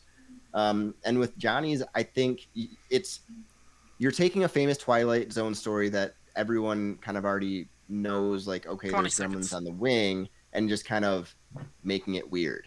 And I don't know if that's that innovative. Like, you're putting Charlie Kaufman in there, who's going to make it at least, like, he's going to make it generally interesting, but I can't see that entertaining me for a lot of the time. And I know you're making the perfect movie for Tristan, but honestly, I think that you could have used Charlie Kaufman for a better story than keeping a contained Nicolas Cage on a plane movie. All right, Johnny, you get 2 minutes starting now. Here's what I'll say. I think one of the biggest issues that I did have with I'm thinking of ending things is I wasn't really sold on the lead actress. I thought she was fine, but I didn't really get this super entertaining performance out of her. I liked everyone else in the movie, and I wish I would have saw more of like a Toni Collette, or I believe is in there, and people like that. I really want to see that movie style, but with Nicolas Cage, with what he's been doing lately, I think could be one of the best performances we've ever seen from him, and one of the best performances Charlie Kaufman's ever gotten out of an actor. I think it works perfectly for what I did. I love Adam Scott, but in the new Twilight Zone by Jordan Peele, they did Nightmare at 20,000 Feet. They did a remake with Adam Scott, and it was like unwatchable. It was terrible, and it was boring. And my movie, I really want to see that story, but done in a new way, done in a way we haven't really seen, with some throwbacks to what we have. So while my movie, I think it's for the fans of the original Gremlins, it's for people who love Twilight Zone, which are a lot of the people that like some of these weird, crazy stories. I think you can mesh those well together. And I think mine just sounds like something I've never seen before, but takes some stuff that I love from a lot of other movies and a lot of other areas. And your movie just sounds like I said, you said you don't want to jump the gun, but then you have Gremlins driving motorcycles, and it just feels like if your movie was made, I want it to be as ridiculous as possible. I want them to jump the shark and then jump a bigger shark and then jump the fucking megalodon at the end. Your movie sounds like we're going to make Fast and Furious a little bit weirder, but we're not going to like take that next step with it. And I think if you're going to combine these franchises, you should have fully embraced taking that next step and making it as ridiculous as possible. All right, and time. Bobby, you get 2 minutes starting now. I disagree that I think, one, adding Gremlins to Fast and Furious and having that be the plot is ridiculous, and that brings the fun and crazy elements. It's just that when you scale it back, you don't have them taking over the world. You don't have them saving the a nuke from hitting all the craziness they could get to with the scale of it. I think you can focus, and what is actually good about the Fast and Furious movies, that is an aspect they've done pretty well, is the aspect of the group and of the family. So you get a little bit more of the character interactions where they have to be a little bit more tense and cautious with the Gremlins going after them. You do get the fun, ridiculous chase scenes with Gremlins that could be fun. With yours, you're saying it's for films, or for fans of the original also. I don't think it is at all. Charlie Kaufman is not for mainstream media with the way he directs at least a movie like you're doing with this. So I don't think that fans of the original movie, of the 80s movie, are going to go into this and being like, oh, this looks like Gremlins that I love and that I know. I think it's only for, this is for Tristan. This is for film fans, for like film students and that type of thing, which is fine, but that's not what you're trying to make it. You're saying that it's also widespread. It has enough of Johnny, hold on. But mine is more, it's a lot more ridiculous and fun, but I think that is what people think of, and as in Gremlins now, is that they are fun movies. The original is it has horror aspects, but it's fun to go back and watch. It's nostalgic. The second one's definitely fun and comedic. You bring Fast and Furious, which is getting crazier and crazier, into the horror genre. So now that opens up that world to include that going forward, so that you can build and build and build and do even different things and make that franchise go on because of all the different things they could take down, and almost be like the Scooby-Doo crew taking down monsters with Dom. Like, you can completely change the tone of the movies and franchise to keep it going and not bore, because it's going to run out of steam. Like, these movies, F9, a lot of people didn't like it, and they can't keep getting bigger. Sure they can. That's why they should. All right, Tristan, where are you at? What are your thoughts? Look, I'm glad I'm not making the final call on this one, because I'm a little biased when one's a perfect movie for me and one's like an actual different movie. But I think both of these were pretty solid. I think Bobby I didn't get a great picture of. I got the idea, and I got that it was Fast and Furious, and it was zombies, and it was Gremlins on motorcycles, and it was Dom's hometown. But I didn't necessarily get like a great idea of like, I don't know, the moment-to-moment action of the movie. Like, what am I doing while I'm watching this? But I think it's an interesting direction, because it's a Gremlins movie. It's not a Fast and Furious movie, so you can say like it's a step backwards for Fast and Furious. But if you're bringing Fast and Furious into a different franchise, like, you're bringing Gremlins up, not Fast and Furious down, in my mind. So I'm not going to really knock you for that. I think Johnny did a really interesting choice with Charlie Kaufman and Nick Cage. It's a great duo. They worked great together before, like you mentioned, and I'm very split on this. I would probably lean a bit towards Johnny, just because it feels like, obviously it's a movie for me, but you mentioned like a movie for film fans, a movie for like the people who are into Charlie Kaufman. It doesn't feel like, oh, here's just a random stuff that Tristan likes. It feels like an actual movie for people that would watch. And it might not be everyone, but there's like a group of people who would like it. So I'm leaning a bit towards Johnny, because it's a Tristan movie, but it's not like an only Tristan movie. You know, there's still an audience there. But Joe's making the final call, so I'm curious what his How thoughts am I are. making? This is a co-call. It's a co-call. Well, this is we'll Bobby's make a pick. co-call. This is Bobby's pick. Give, So this is. give me your thoughts, and we can make a final co-call. It's very hard, because I was like, how much are you, Johnny? I guess I should say. I'm leaning towards Johnny, not significantly, but marginally, like enough that I would be confident making a Johnny call. So I was like 51-49 Bobby. So if you're Oh God. Well, what's your logic on Bobby? Give me some thoughts. My thing with Johnny is, I don't know. I mean, maybe you can persuade me, but the whole thing on the plane fully didn't. If like the movie started there and then it like differed out beyond that, I think I might be. But also, Can I defend that real quick? Oh yeah, I'll defend it for you. And We've saying, seen so many movies I that take would place on Johnny, I can answer the question. In Charlie Kaufman's recent movie, he had two settings. It was in a car and it was in a house, Alright. and he maintained that for like a 2-hour plus Alright. movie. So I think he could do it. Not anybody else, but maybe he could do it. yeah. All right, then I say Air Force One famously went all over the place. yeah, because my thing that I could see with, I think overall where we're gonna land is Johnny. So I would go Johnny. It was very close. Yeah. How was that close? I'll take close with that pitch. Bobby's pitch was so bad. Bobby's pitch was a pitch- bad it was version of hard my because Jurassic honestly- It Park. was fun. I thought Honestly, it would was be the movie fun, that was but- perfect for Tristan versus the movie that was perfect for Joe. Like, I know, interesting. even though And that I wasn't the won. rule that Bobby used, that's basically what the two pitches came down to. And the fact that it just felt like Tristan was more Johnny than I was more Bobby, and I was still like going back and forth throughout the pitches of who I favored. So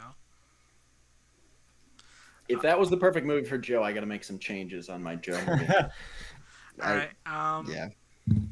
so that makes it 3-1 Johnny. Game point. If Johnny wins the next pitch, it's over. He retains the championship. Bobby has to win out from here. So Bobby, where are we going? All right. Okay. So I basically have a very long pitch that I think is probably my better one, so I'll probably go with that. But my other two are definitely more of a concept. I'll go with E.T.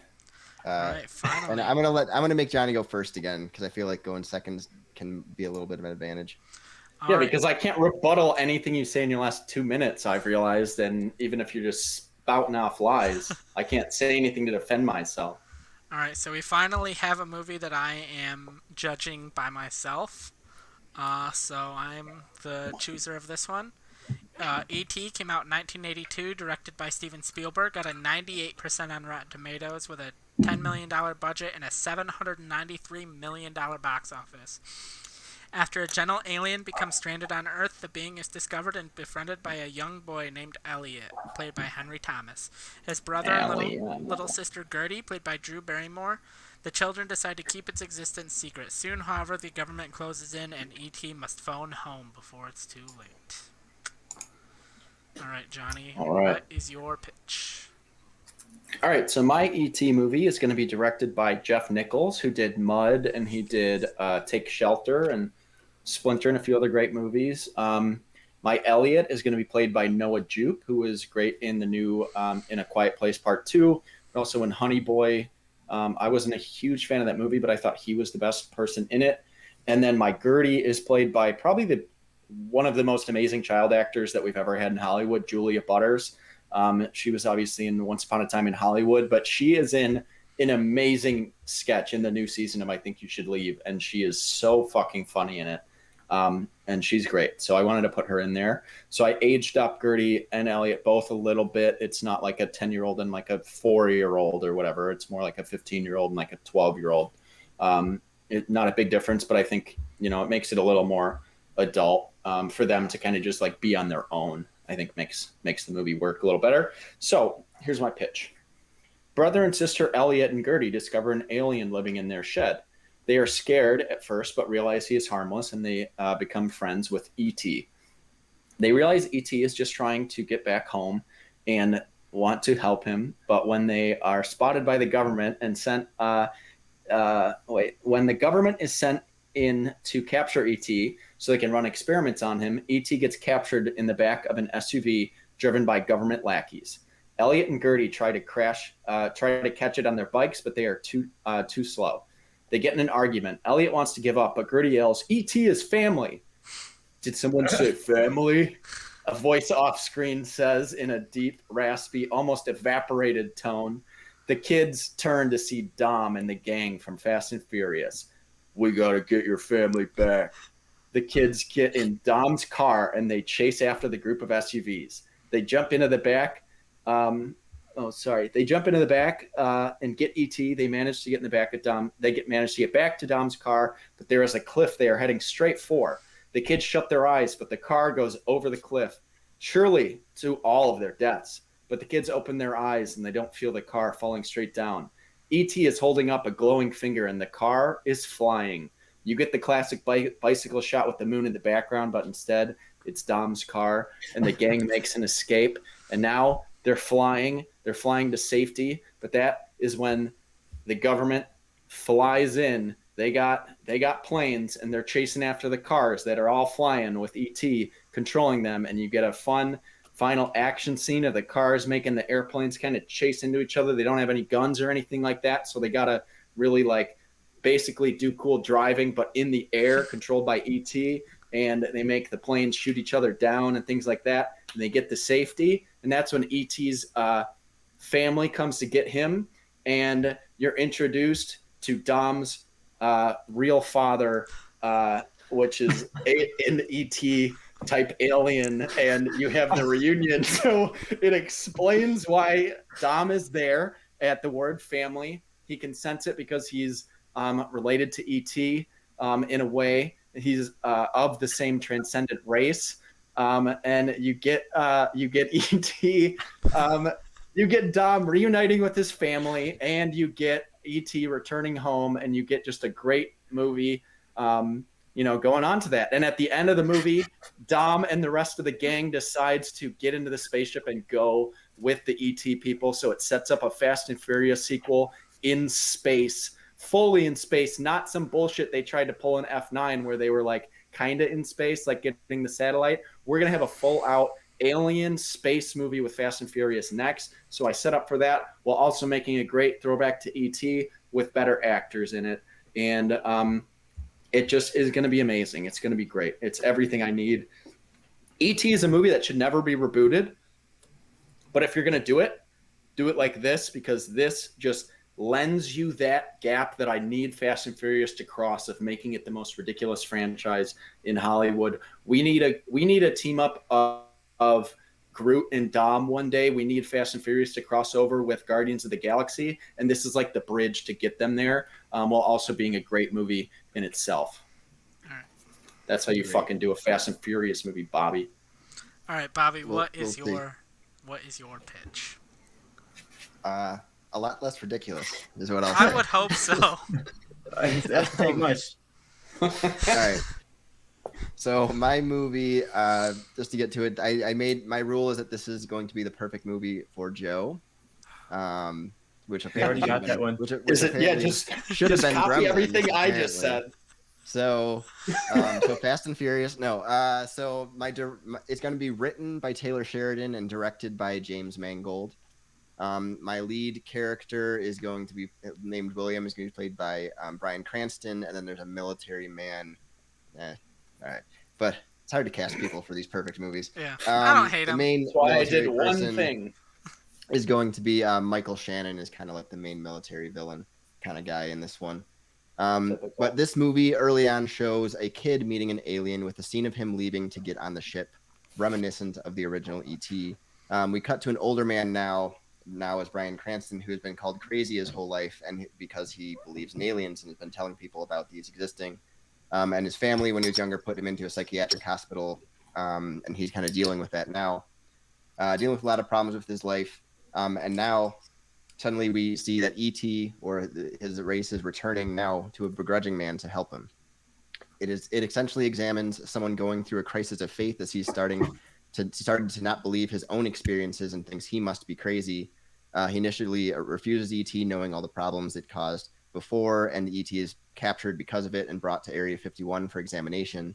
After seeing E.T. in trouble, he finally comes to his senses, and we get a rescue mission of him sneaking into the facility and breaking out E.T. Now we have kind of a buddies on the run type movie after he gets him out, with William trying to figure out exactly what he is helping E.T. to do, because it's not just to return home. He clearly came here for a reason. It turns out there's another race of aliens on the way to Earth, but if they were able to communicate with the aliens, they would be able to avoid an intergalactic war. E.T. is trying to lead them to a crash site of a ship with technology that would allow them to communicate. As they venture there, they run into the government multiple times, leading to escapes and action, where E.T. is able to make objects fly and escape. Not quite like Johnny's saving them with a car, but you still get floating things to help him out, and heal William if he's injured. We get a touching scene where he stops to help a soldier who's mortally wounded, even though William wants to keep going. Seeing E.T.'s compassion helps to start kind of change William, as he's kind of become mostly to himself with everything that he's gone through. After a standoff, when they're kind of tracked down, William's able to kind of to explain to Michael Shannon's character why they need this technology, why he's here, and that it would be better to help the human race to actually to listen to him rather than take him in to study. We get an emotional goodbye with E.T. going back to his own planet, and William losing kind of his one friend, but he has now changed his perspective, and we see him at the end interacting with other people now in the town, reaching out to family and making friends much happier than we found him. Family. Sounds boring. Oh no. All right. So, here's where I'm at.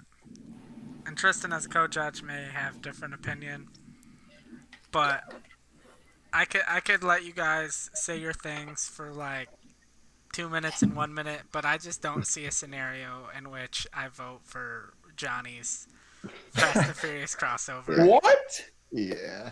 Like, That's shocking. to me, that seems like a SNL sketch or like a commercial, or just like if that Tone was went like. yeah.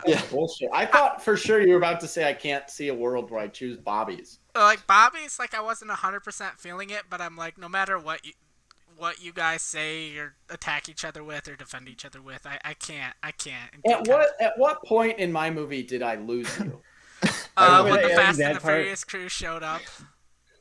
I was all in until you I said honestly Vin think Diesel's your Alien Dead. problem and then I was Yeah, I the added media. that in because I did that originally.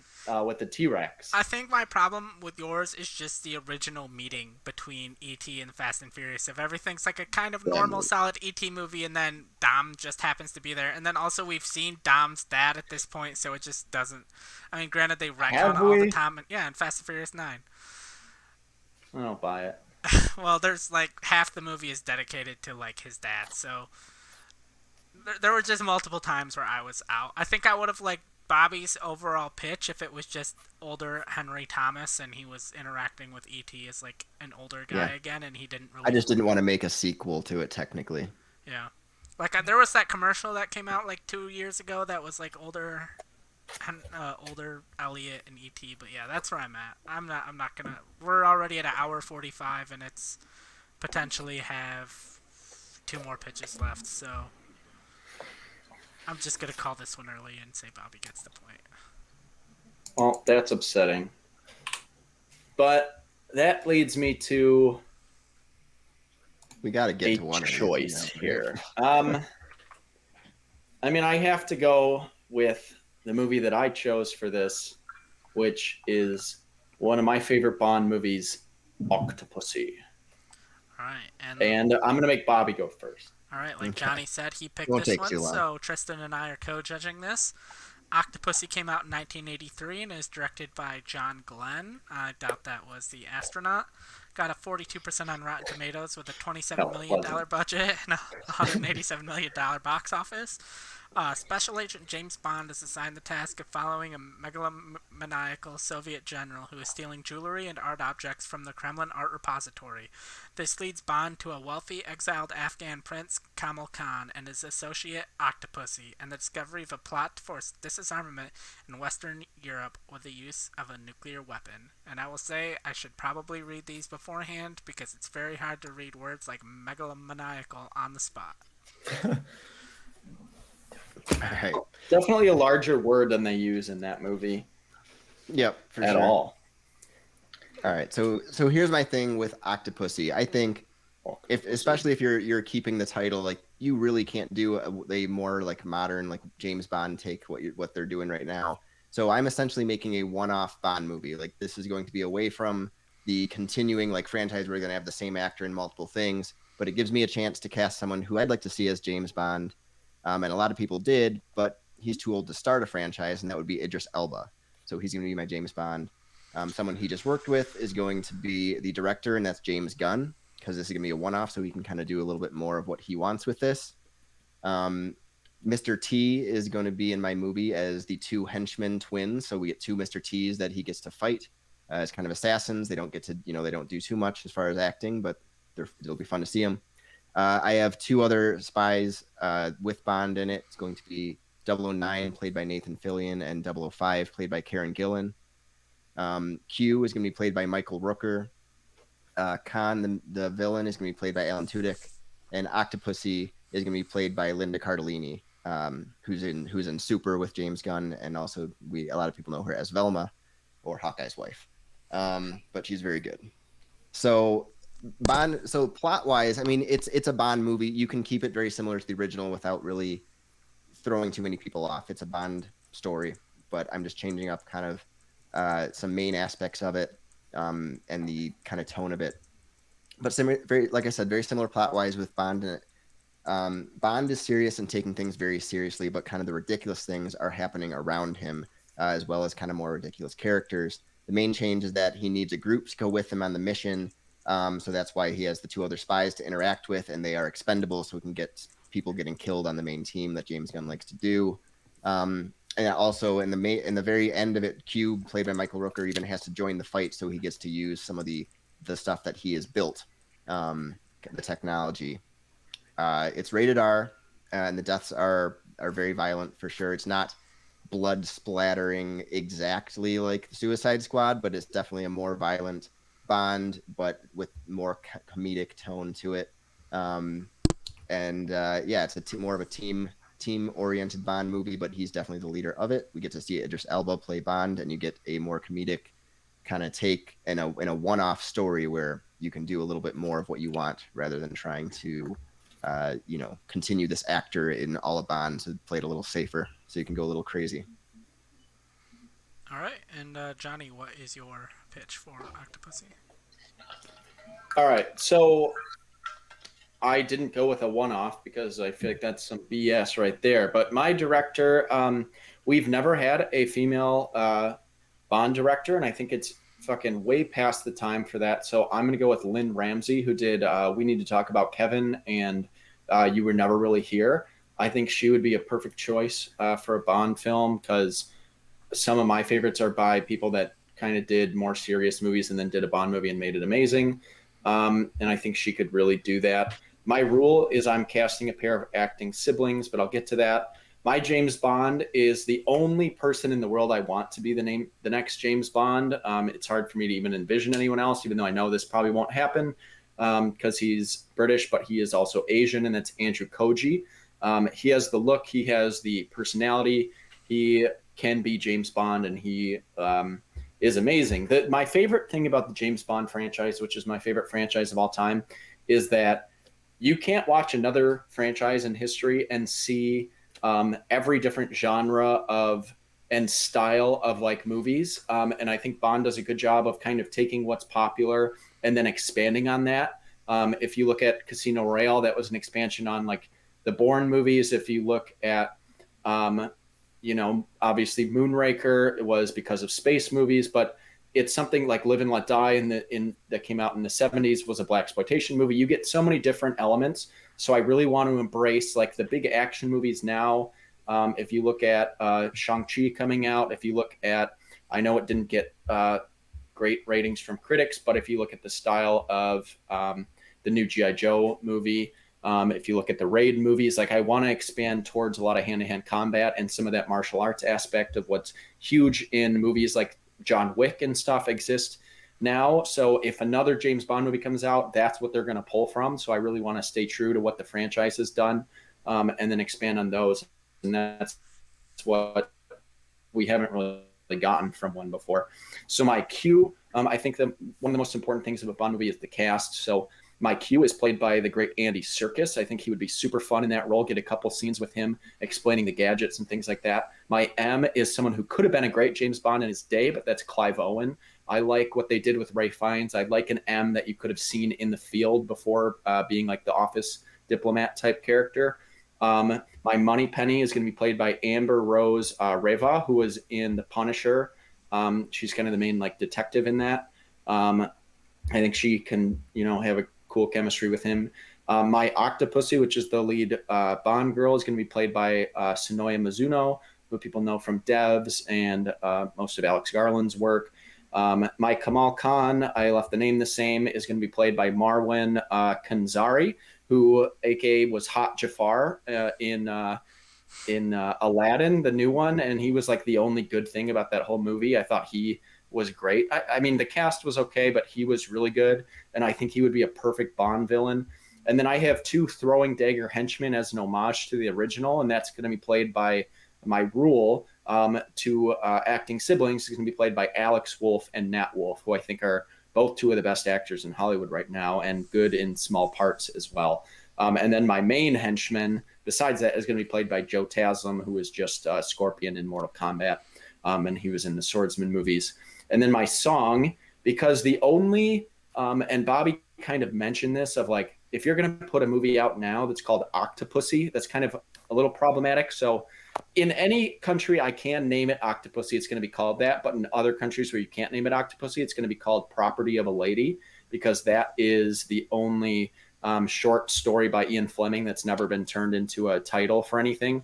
And because Octopussy the Octopus is owned by Sonoya Mizuno, I think that's a good name for the song, and that's going to be, I'm bringing back Adele. I want her to be the Shirley Bassey of the new Bond film. So I think she's a good introductory singer for the new Bond song.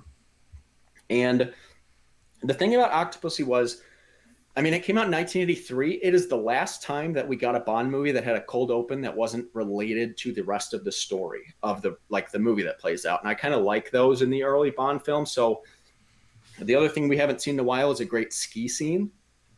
And that's something that's great in Bond. So my cold open is going to be a ski scene down a mountain in Germany. Bond is being chased by henchmen on skis until basically the climax of it is he makes a miraculous jump, but instead of like putting the British flag parachute up, he grabs onto a helicopter, like onto the rails of it, driven by a woman that he was seeing like at the very opening of it. Yeah, cold open ski scene. Yeah, you get it. It's a true cold open. So I like that because those are just a couple elements that we haven't really gotten, and I want to kind of return to some of that with the new Bond films coming up, and I think this allows you that opportunity. But then the plot, again, like I mentioned with Indiana Jones, Bond movies are the best plots of those movies are basically just set pieces, or like they're just kind of storylines to get you to the next set pieces. So that's what my movie is going to be. It's going to have a lot of action, but the main kind of overall plot is that M calls Bond into his office, and that's the first thing you see after the song ends. And then you get, he tells him that a U.S. nuclear warhead has gone missing, and they want Bond to investigate a smuggler's ring in Saudi Arabia that is kind of disguised as being the largest circus, kind of like a Cirque du Soleil type place there. So Bond goes to discover that. He meets Octopussy, who is going to be in an arranged marriage, basically, to Kamal Khan, but she wants out, and she kind of reveals the plot to him of it wasn't a stolen U.S. warhead. The U.S. and Saudi Arabia are allies, and Kamal Khan basically is very powerful, and he got this from the U.S. And he plans on possibly either using the nuclear warhead to start a nuclear war or use it, in a way to basically gain money and things like that from other countries, kind of auction off or hold it ransom for like the British government and things like that. And then basically the movie plays out. You get a cool scene on a train where Alex and Nat Wolff are dagger henchmen, and they're chasing Andrew Koji, throwing knives and stuff at him. And you get a little hand-to-hand combat there, but you get more of that when you get the final meeting between Joe Taslim and Bond. And I want that in like the middle of a circus, and you have a lion in the middle, and then you get a hand-to-hand combat where they're also trying to avoid this lion. So you get a cool set piece there. And basically, I want to return to some gadgets. So you're going to see his watch have a couple more interesting things than just blowing up, like Inspector and things like that. But for the most part, I just kind of want this to be a great action movie with the style of like a John Wick action scenes. That's what Bond is going to pull from next, when they make their movie. I think sometimes they learned the wrong lesson from what's popular now. They already tried to steal the stuff from the Marvel Cinematic Universe of connecting every movie with Spectre, and that's one of the reasons that movie failed. It made money, but it failed in terms of people didn't like it because they tried to connect everything. So I want them to go away from trying to connect everything and just start a new franchise. Basically, you're kind of rebooting after Daniel Craig, and I think this allows you a great opportunity to do so. And I think it's realistic to kind of have a reboot of an older movie because a lot of people are calling for a remake of On Her Majesty's Secret Service, and that's what they want Daniel Craig's next Bond movie to be. So there's definitely an audience for that. You don't have to change it. You don't have to make it a James Gunn movie and make it something that doesn't fit into the universe. You can make it the new James Bond. Here's your new guy. We're going to make it different. We're going to make it look different, but it's still going to feel like Bond. You're going to get awesome set pieces, and you're going to get just a super cool Bond movie. And that's kind of where I went with it. And that's really all I think I have to say about my film. Wish you could have said more because you didn't say much. So Yeah, just that. Right? Just that. I could go on. All right, Tristan, do you have questions for any of them? I don't have a ton of questions. Not for Johnny, at least. For Bobby, I want to get a bit because Johnny kind of roasted you for a while about like making it feel different and feeling like, this James Gunn movie is this team up movie. So get to that in the arguments more so than the question. But yeah, that's something I want to hear you get on.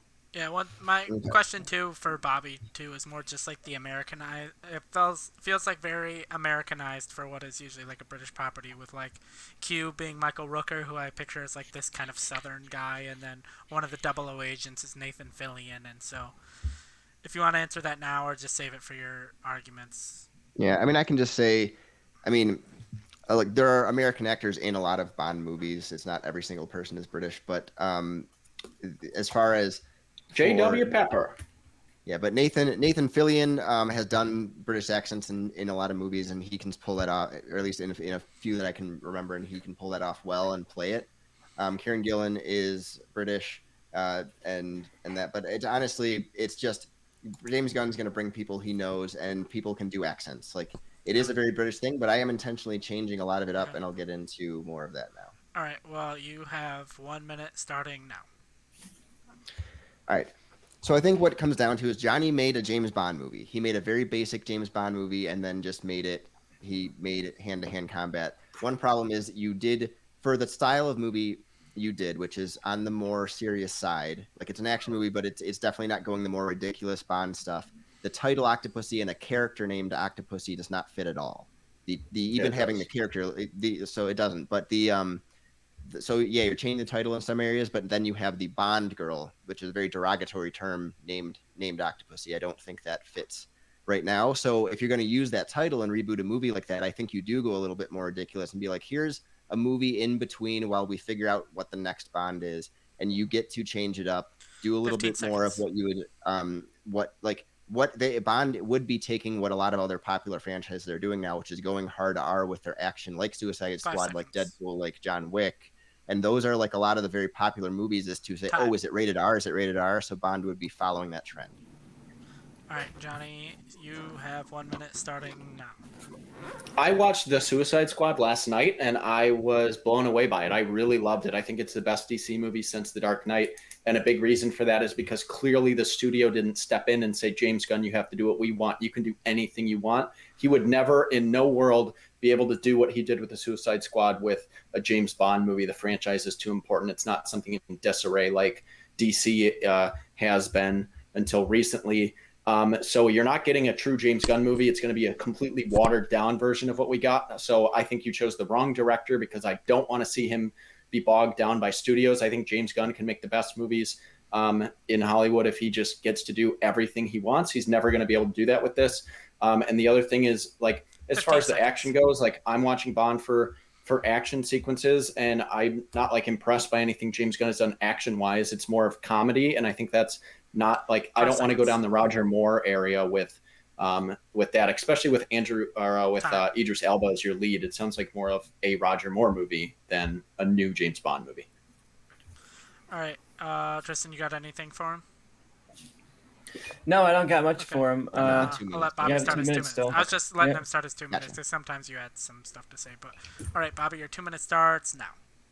I think James Gunn's shown by working in Marvel with constraints, very heavy constraints, and working in DC, that he can do fantastic movies, because Guardians of the Galaxy is still one of the best Marvel movies, and it brings some of these group of characters that you don't know and into some of the most beloved in the franchise. So James Gunn can work in whatever he's given. He can make it something that is his own, and I think he can do that with Bond. And in my version, they are letting him at least make it rated R, like, that in that aspect, as far as the action and the comedy goes. Idris Elba, he would play a fantastic lead Bond, and he's the one that is taking it seriously and being Bond, the one you love, the one you can follow. And I think that plays well. Yours, like I said, you would go see it and it would be a fine James Bond movie, but you didn't. It'd be a great Bond movie. To reboot the franchise, I don't think you changed enough to keep that going and give it a new twist, because that's what they did with Daniel Craig, and that's what kept that franchise. It completely changed it from the Pierce Brosnan movies, and that kept that franchise alive and going. Now they have to go in a completely different direction to keep it relevant, and they have to keep changing and modernizing. And this is a good way to at least get people talking about the franchise again. Did you see what they did with the new James Bond movie? Rather than, they brought a new actor in, but they made a James Bond movie again. And it didn't seem like the tone or any aspect of it changed enough to keep it alive to me. And this seconds. would do it. I think it would keep it in the conversation, would keep it in the movie sphere of people talking, okay, this is interesting, this is cool, they're letting him do this. And I think my cast brings a lot of charisma and comedic tones to it. And James Gunn, I think the action does work well in The Suicide Squad. There's a lot of good action in that movie along with the comedy. Just watch Harley Quinn's escape scene in that. It's amazing. It's shot fantastic. She gets to use that. I don't want to spoil too much, but it's an amazing scene and shot very well. You can get that mixed in with the comedy. All right, Johnny, your 2 minutes starts now. See, I don't want something that doesn't feel like a James Bond movie. Yours doesn't feel like that, and I think that's like the point of your argument. But like, I'm the biggest James Bond fan of any of us, and I can say that confidently. But like, I want a Bond movie that still feels like a Bond movie, so that is what I went for as far as that goes. But I do think I changed it up enough. You have a lot of different style action that you've seen before. You get updated, hand-to-hand combat and fight scenes and things like that we've never gotten in a Bond movie. I like that you say that. What was I going to say? James Gunn. I don't know everything about that. Like I mentioned that in my 1 minute, so I don't want to waste my time here, but. The thing about it is he is strongest at comedy and not when it comes to a movie like this. I don't want to see him bogged down, which he would be. There's no universe that an R-rated Bond movie comes out, and that's not something that I even want to see. They're PG-13. It's a classic franchise that stems back from the day that does that, and I think that's something that it can stick to. I don't need a drastic change. The last movie, while I wasn't super impressed by it, still was a super successful movie, and I'm very excited for the next one. I don't think it needs to drastically change from the Craig movies, but I think having more of an Asian influence on it will definitely do that. I think having a woman's touch on it would lessen the impact of like Octopussy. You could actually have a commentary on that rather than like that. Like you mentioned that, a serious Bond movie shouldn't have a character like that. One of the most serious Bond movies ever made is Goldfinger, and that's one of the best of all time that people still talk about. And literally Pussy Galore is the name of one of the most classic Bond girls of all time. It doesn't matter what these characters' names are, but I think that's just part of the culture. That's part of Bond. That's something that does it. Just because her name is that, maybe people don't take her seriously at first, but Sonoya Mizuno is such a great actress and such an amazing, diverse actress that she can do anything, and people would leave this movie saying she's one of the best Bond girls ever, no matter what her name is. And I just think with yours, it doesn't sound like something that would ever actually get made. Maybe it's like a fever dream. You really like James Gunn, but my movie sounds like an actual Bond movie that people would want to see. All right, so me and Tristan have been talking, and we were a little split at the beginning, but I think we have our decision. Yeah, I know you're split because it came down to I love Suicide Squad and Joe didn't like it very much. I was gonna say, well, you just ruined my bit, because I was gonna say me and Johnny could not be any further, and to make his heart pound a little bit, and that's that I did not care for the Suicide Squad that much. That's surprising. I thought it was good. I was surprised by how much. Awesome. I mean, obviously, how interesting it was. Yeah. But you know what movie I do like? I like John Wick. I like The Raid, and I feel like that would be a fun. I feel like Johnny's was enough similar to the James Bond movies of the past to feel like James Bond, while also taking it in a direction where I just feel like Bobby's is more of like an interpretation of Bond, and it's nothing I could ever see James Bond. I don't think the Broccolis would ever let James Gunn be James Gunn, and so me and Tristan agree. Johnny gets the point.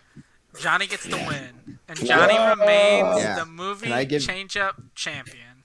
I'll give a little background on that pitch, by the way, because the pitch I had for this movie up until today was almost exact Johnny's, pretty much. I had, it was the Asian influenced Bond, but the more I thought about it, I was like, Johnny's going to do this, and I can't do it better than him. I shouldn't pitch his strength against himself, so I completely changed it up after watching Suicide Squad.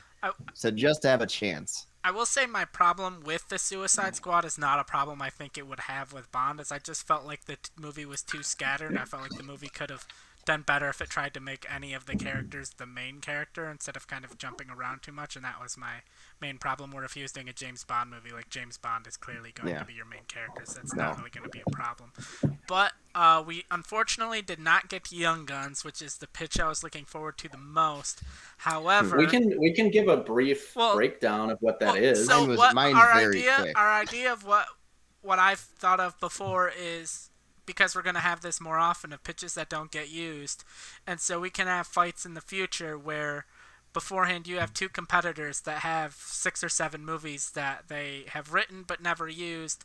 They number them 1 through 7, submit them to the judges, and then on the spot the judge pulls a number out of a hat and it's number 2. And so it's your number 2 versus your opponent's number 2, and it's 2 completely different movies with 2 completely different rules.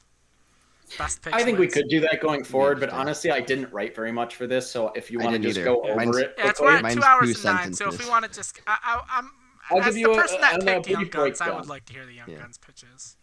So my Young Guns, if anyone had been keeping track, my rule was make a movie perfect for Joe, and I'll just do it briefly. My director, Bobby and I agreed, was James Mangold.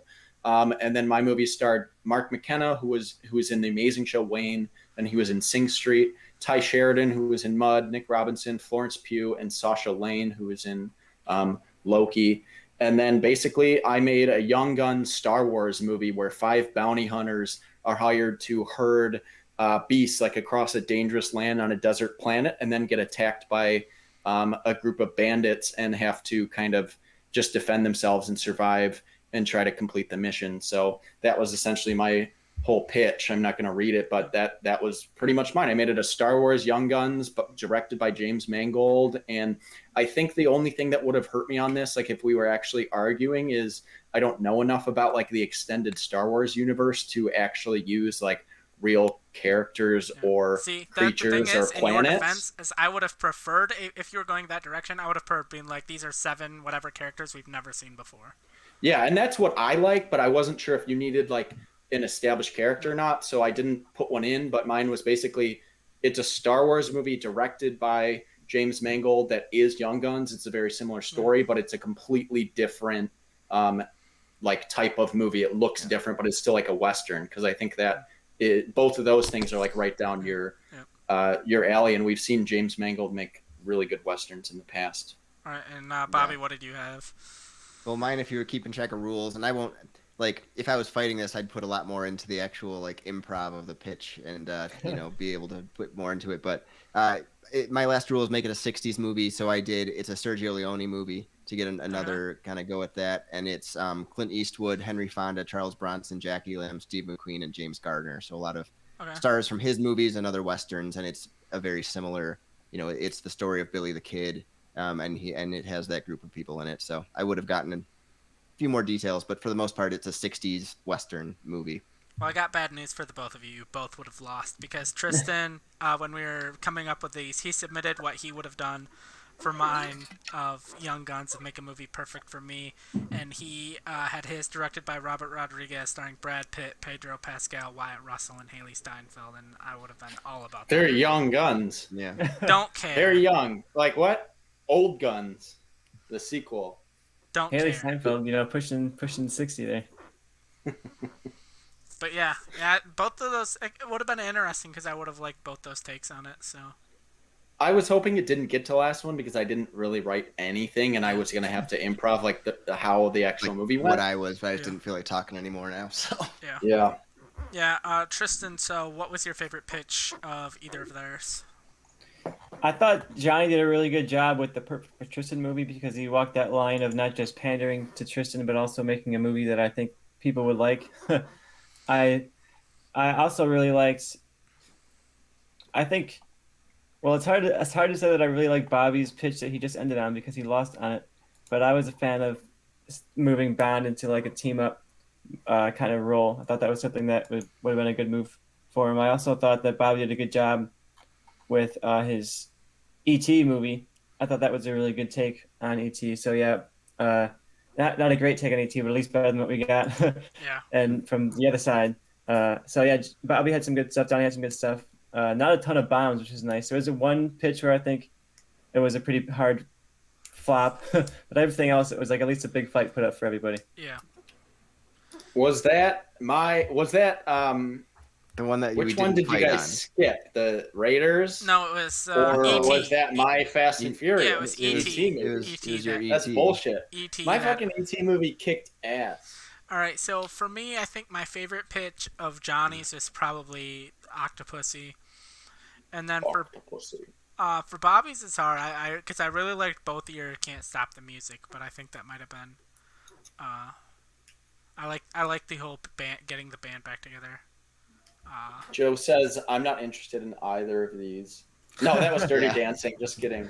Yeah, Dirty Dancing. Yeah, that was Dirty Dancing. Dirty Dancing was the one where I'm like, I don't care about either of these. Yeah. All right, so what was your guys' favorite pitch of each other's?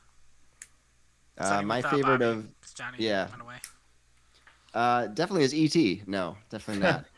Actually, mine was Octopussy, which was hard to fight for that last one because, like I said, I was going to go in a very similar direction. I just didn't think I could outfight Johnny in the way that I would do Bond like that, because I think you know a little bit more about the Asian kind of style that you would bring to it. But so yeah, because that's pretty much what I would realistically do with Bond, not like mine, which I think would be a lot of fun, but they'd never do. but that was my argument. I'm like, hey, if we're gonna make a one-off, let's do it. So definitely Octopussy was my favorite of yours, but I also really did like your Raiders too. For me, I mean, just based on what it sounded like, I like the idea of Young Guns being a 60s movie with Sergio Leone, so I liked Bobby's direction there. So that could have been my favorite pitch if we got to it. But going by like what I think Bobby's strongest pitch was well, it's not something that I really cared about. I think he did a good job with Dirty Dancing. I think as far as updating that and making it a musical and doing something that like people nowadays might be interested in the property with, I think he did a good job. It was hard to fight because I love Elvis, but I honestly am not a huge fan of his movies, so I had to just like sell it that I was. I didn't really know what to do with that, so I was like, well, the only person that maybe could get me to watch this movie that's not the original is Elvis. I wanted to find something as charismatic as Patrick Swayze is in the original, and I don't think Bobby found that necessarily, but I think he did a good job with his pitch. As far as like having to fight it, that was definitely the hardest one. Yeah, I also liked Bobby's Gremlins, which, you know. Yeah, shut up. That was bad. That was a worse version of my ET one. That was not. No. It was not. All right, Mine at so least made it to the arguments. does anyone have any final thoughts? Good match. It's sad to see Johnny continuing to hold the championship belt here, but one day, you know, I have confidence someone's going to take Johnny down eventually. It wasn't Bobby today, but God, it's going to be somebody. My final thoughts were that Bobby winning his Dirty Dancing pitch to Tristan proves that Tristan loves Johnny. Not wrong. There you go. Literally all I wrote for Bobby's pitch was Tristan loves Johnny. I almost really quick because I know we need to end. And then I wrote Tom Holland because I knew Tristan didn't like him. Yeah, really quick because I know we need to end. Because the character is named Johnny and because of the pun of nobody puts baby in the corner, I almost named my lead Bobby. So then we had nobody puts Bobby in the corner and Bobby and Johnny as the two leads. That was a little too weird. It would have been a little too weird, I thought, with the brothers and having it be a romance thing. So I was just like, I can't like realistically not laugh as I pitch this. So. All right. So if no one has any other, or Johnny, did you have something? No. All right, I was going to say, I believe next week, I'm not sure on the day because I'm not sure on everyone's schedule. We're going to do a new show for us. It's going to be an A to Z where basically we all have been assigned letters. I got A, Johnny has B, Bobby has C, Tristan has D, I think, and we're just going to go around and we all have picked a movie that starts with that letter that maybe isn't as well known that we think deserves some love, and we're going to talk about it as a group. Maybe if there's someone in the group that hasn't watched it, recommend it.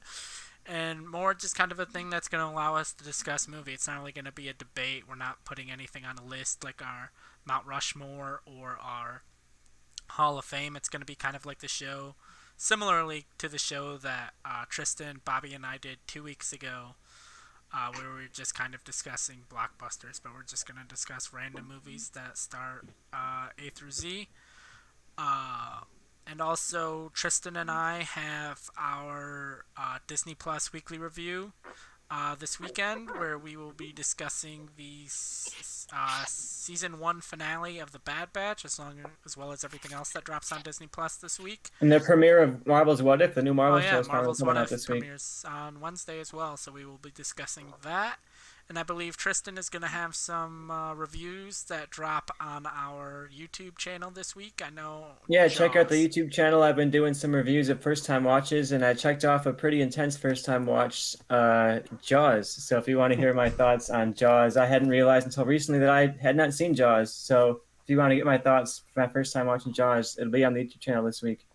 All right, and I think that wraps up our show for this week. Check us out on Twitch, Instagram, Twitter, TikTok, all at Movie Changeup.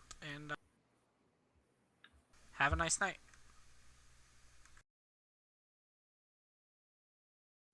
Hey, thank you for watching the Movie Changeup podcast.